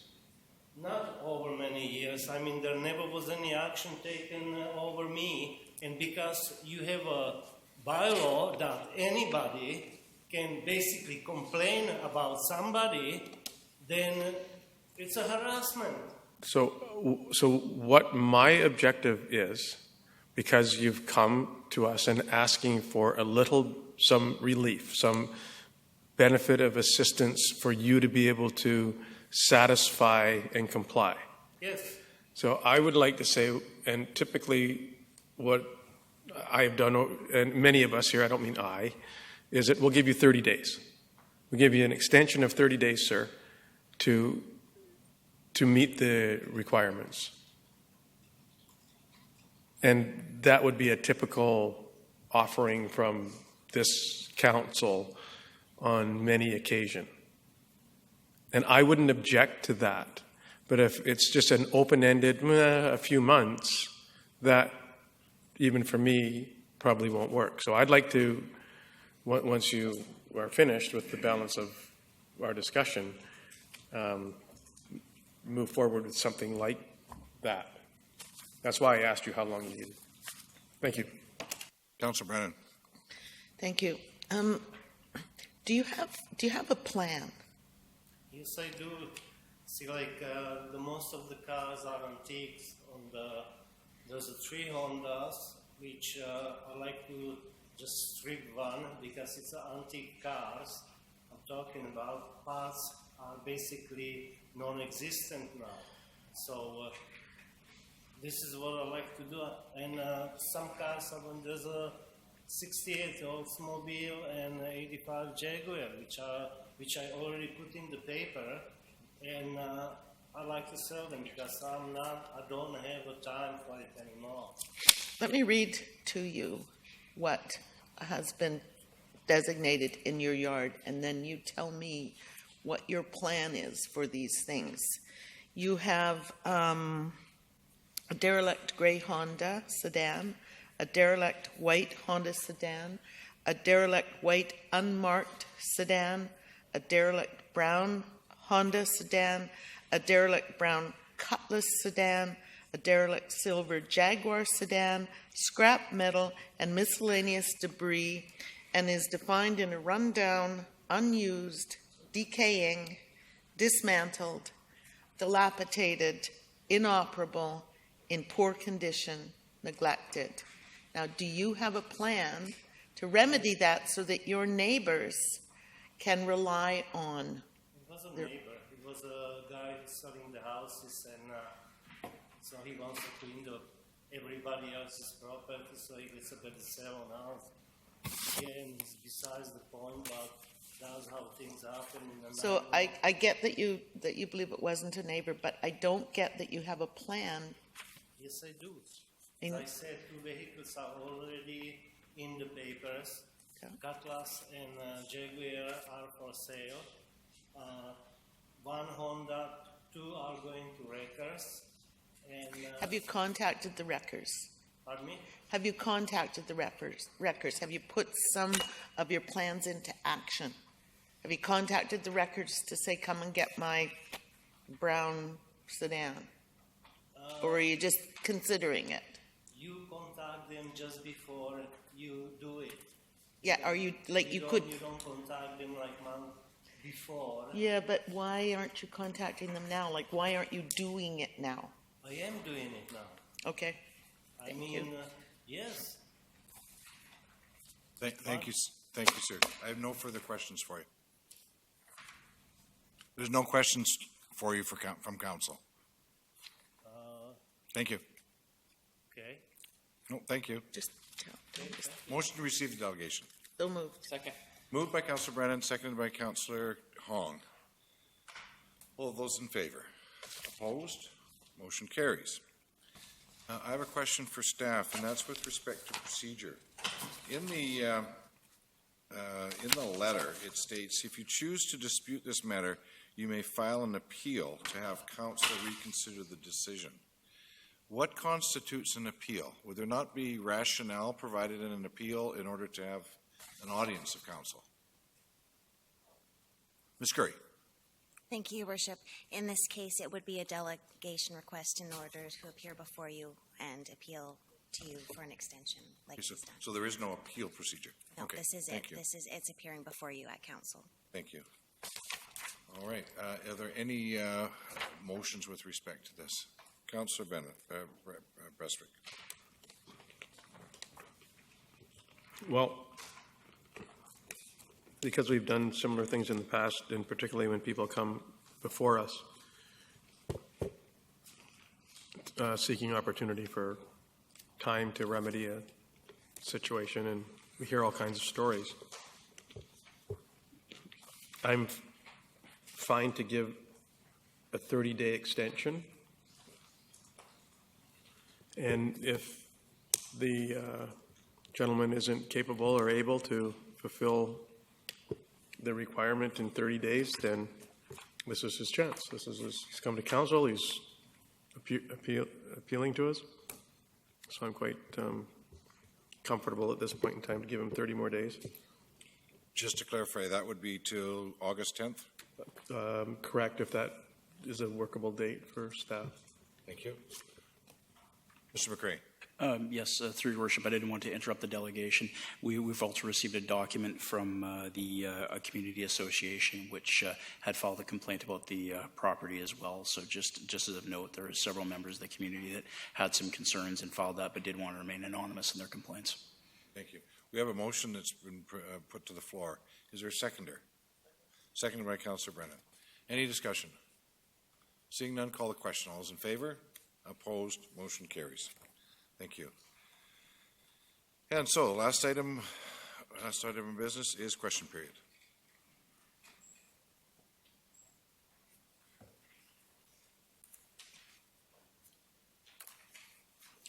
And I would ask that all speakers coming for question period ensure that they are respectful of council, and that we may on some of the questions that are being asked tonight ask our staff, ask that they be referred to staff. Go ahead, sir. Ron Boland, Nanaimo. I'll try to be respectful. I expect a return of the same. My question, I hope, is brief. On item 7J, that is, the council approved the user's fee and charges policy.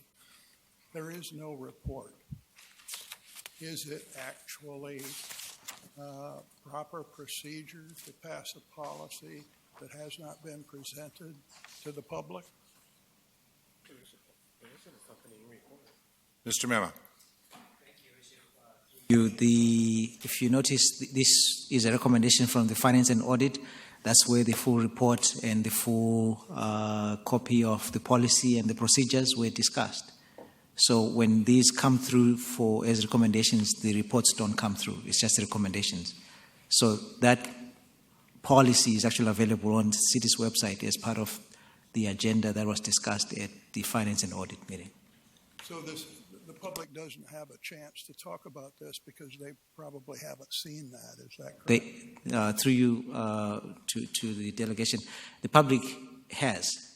This has been posted, I think, on the city's website and was discussed fully at an open meeting with the Finance and Audit meeting.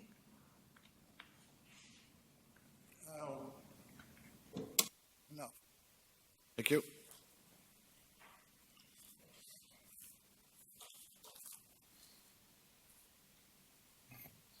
Les Barkley, Nanaimo. Mayor and Council, I have several questions arising out of tonight's agenda and proceedings. First question from the Mayor's report. Can someone please tell me what will the cost be of the additional RCMP staffing? I don't see that in the updated, in the financial plan update tonight. Mr. Mema. Thank you, Worship. The estimate for the 2 additional support staff and the 3 officers is an annualized amount of about $719,000. $719,000? Yeah, per year. Yes. All right. Thank you. And a follow-up to that: will the decision was once again made in camera? When will the public receive the reasoning for this? I'm sure it's entirely reasonable, but we should receive that when. Mr. McRae might speak to that, but we are dealing with a policing issue. Some of the reasoning or rationale may never be made public, but Mr. McRae could make a comment on that. Mr. McRae. Through your worship at this time, I think Mr. Mema's dealt with that matter. As I have to be careful with information I can release at this time, so I will consult with Mr. Mema after the meeting and speak with Mr. Barclay after for a response. Thank you. Yeah, it would be interesting because I know issues to deal with downtown and mental health and all of that. If that's the impetus driving this, I think the public should know that. My second question comes from page 81 of the agenda. Can someone please explain the $22,500 in realtors' fees, the 3% commission that is going to be paid for the sale of 100 Gordon Street? Who is receiving this 3% realtors' fee and why? Mr. Mema. I will have to defer to Mr. Lindsay, and unfortunately he's gone, so we'll get back to the delegation. Yeah, it seems unusual in a city transaction to have realtors involved. All right, I look forward to that. Question 3, page 128 of the agenda refers to $7,500 paid to Watt Consulting to assist with the, quote, technical review of parking stall dimensions. $7,500 is a lot of money. It would go towards upgrading the washrooms in our city parks. How many hours did this entail, and was this $7,500 contract open to tender? Mr. Mema. Thank you, Worship. Based on the amount, we go to tender at $25,000. So it's 7.5. This probably would have been a direct, but we'll give you more details once we can speak to Mr. Harding on it. Thank you. Okay. All right. I'll add to my to receive list.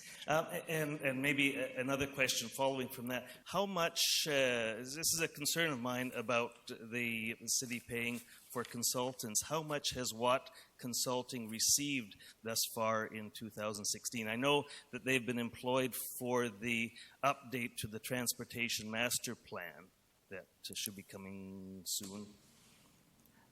Sorry, I missed the name of the consultant. It's page 128 of the agenda, Watt Consulting. It's based in Calgary, engineers and city consultants. So the city does, if they hit the threshold of the $25,000, we do publicize this annually, but we'll go take a look and we'll probably share this information with you at some point. All right. And last question, I think Mr. Mema won't have to answer this one. It was good to hear Mr. Horn's presentation about making Nanaimo an age-friendly city.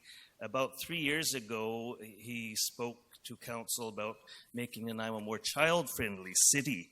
And I'd like to ask council, are they aware of UNICEF's initiative to, it's called the Child-Friendly Initiative, creating child-friendly cities?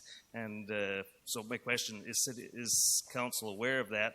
And what actions have occurred in the past 3 years to make Nanaimo a more child-friendly city? It's fine to make it more age-friendly, but I think age should entail youth. We have our youth Mayor's Youth Advisory Board and all that. So perhaps you can send that to us, send it to all council.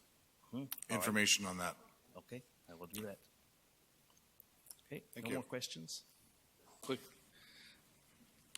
Just a quick question or a quick response to the last question is, I don't know how appropriate my judge or if my kids had the benchmark, but the city's doing a pretty good job because I have a 15-month-old, a 7-year-old, and I use quite a bit of facilities around town at this late age in my life, and the city's doing a pretty good job. But I look forward to. I've heard about UNICEF in my line of work, but not around the city, so I look forward to that information as well. Sure, yeah, there's about 1,000 cities worldwide that are designated by UNICEF as child-friendly cities. And I know I'm concerned in Nanaimo, downtown Nanaimo. I don't want my children coming downtown unless I'm here. I don't consider downtown child-friendly, Woodgrove not child-friendly. So more initiatives to make Nanaimo child-friendly are warranted. Thank you, sir. Thanks. Anyone else? I'm just going to answer him. Oh, Councillor Brennan. I think some years ago, I know that our planning department was looking at a concept from 8 to 80, it was called, and it was designing cities for people who are 8 all the way through to 80, and a child-friendly city is an age-friendly city too, because their needs are oftentimes the same. So I know that it was something that was being integrated into our work. How much that has extended, I don't know. Maybe I'll send an email to Mr. Horn to ask what's happened in the last few years. Sure, I think that's a great idea. And while you're here, it would be wonderful if the city and VIU were to bring Gil Penalosa from 8 to 80 cities to Nanaimo. Mm. I would love if you would have a word with Ms. Shaw about that. ask. Thank you. Sir.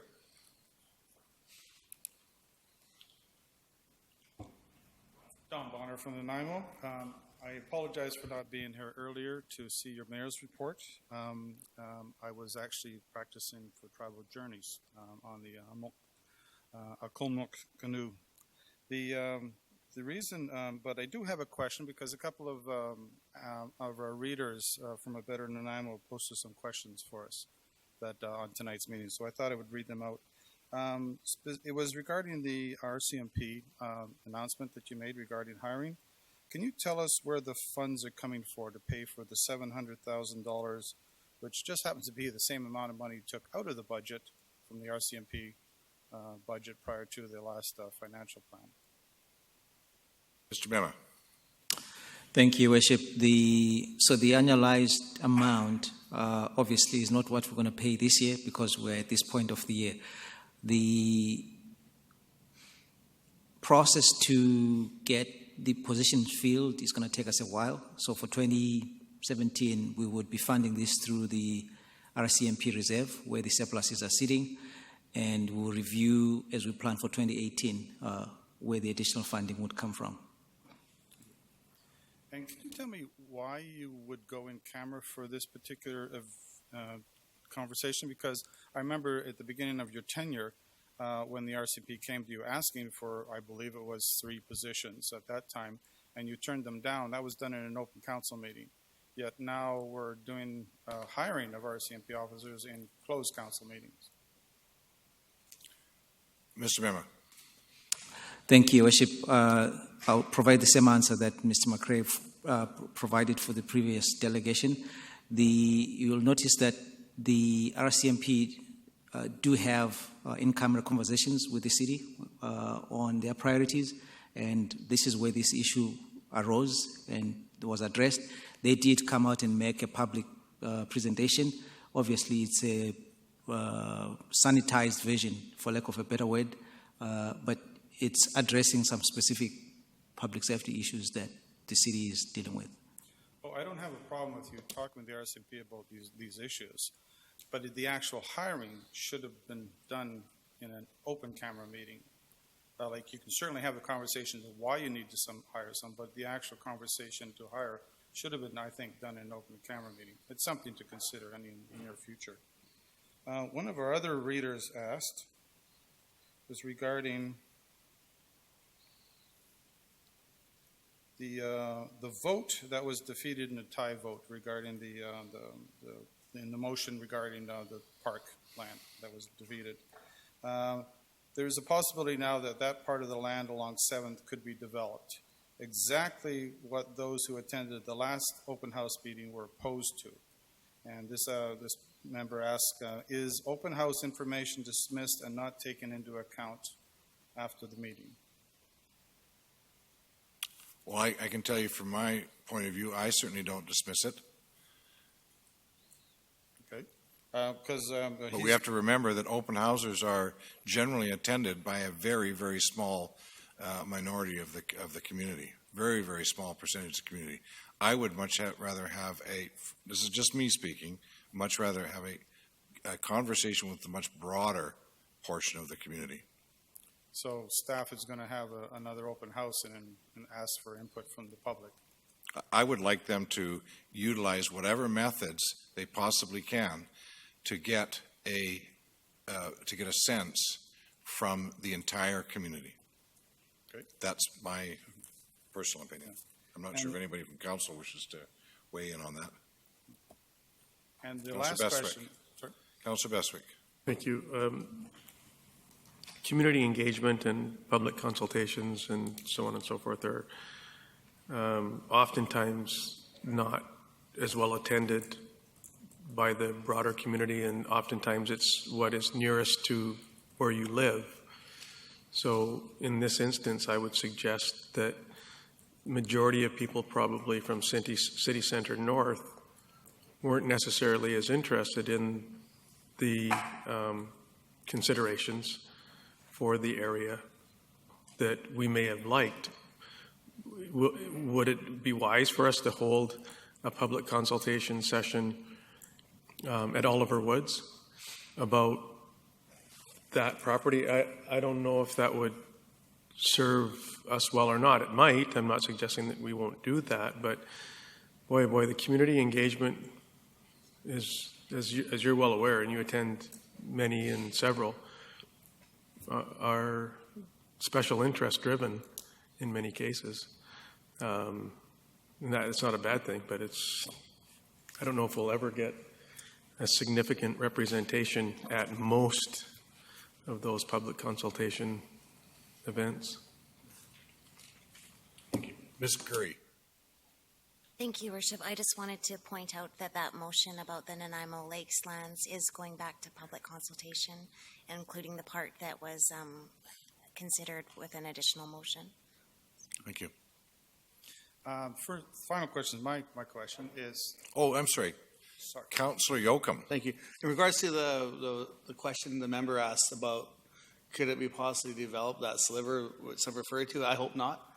And I'm disappointed. And I feel if there was obviously an open house and the residents in that area on 8th, I think that's called? 7th Street and that area, Brookfield and Garibaldi, I think, obviously attended, residents that were affected by that, and expressed their probably concern and were supportive of addition to park, and I was as well, and I'm disappointed, so I hope the same people come out, and I feel like they may have not been heard, but that's my position.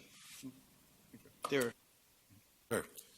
And the third question is regarding question period. And is there any policy from council regarding questions that are asked during question period? And specifically questions that are asked, promised answers, and then answers are never delivered. As you're well aware, I made a question on March 6th regarding documents on an addendum. And 4 months later, we still haven't, neither you or myself have been given an answer to that. I asked questions at the last council meeting, which I thought were relatively simple questions, and I was told I would get back to, and I still don't have anything that. So is there anything that the public can fall back on to say, hey, my question has not been answered, or do we just have to rely on the will of council and staff to give us answers if they so see fit? Well, I guess I can first off say that the question you're asking right now is not an agenda question for tonight. So I could certainly suggest that that we could do, we could do some more work on that to ensure that when we do say we're going to refer back, and I'm not sure, I'm looking at staff to find out some sort of a method that we can do that. Same as when council makes recommendations or passes resolutions, that we follow up on those so that they don't get lost. Mr. Mema. Thank you, Your Worship. We will I'll actually apologize if we have. I know the one you're talking about that we haven't responded to. I apologize it's taken that long. But we do have a process of following up on council motions. I think we can develop a system also to track questions, and so we're able to respond to what you're saying. I think he's raising a valid, because that's part of the questions is that people really need an answer. So, thank you, Councillor. Pardon me, Ms. Gurry. If I can take her before you, Ms. Gurry. Thank you, Your Worship. Just yes, what Mr. Mema said, we do actually have a tracking of following up and have them in the minutes. And that question from March 6th was responded to you, so I could re-forward that to you because I did respond to you. Uh-oh. So you did get back to me. It's how did certain things get on the agenda? We'll follow up. Certain things placed Councillor on Brennan. the agenda. Well, just recalling in previous iterations of council and staff that a question could be asked that we couldn't answer at the table, and the mayor would direct it to a particular staff member and ask the person at the podium to contact Mr. Mema tomorrow, and he can help you with that, so that there was a definite link between a staff person and the questioner. So that was a method that was used in the past. Thank you. I'll get back to you on that. Sure. Better. Thank you. Thank you. Anyone else? Motion to adjourn. Councillor Hong, seconded by Councillor Bestwick. All those in favor? Opposed? Motion carries. We're adjourned.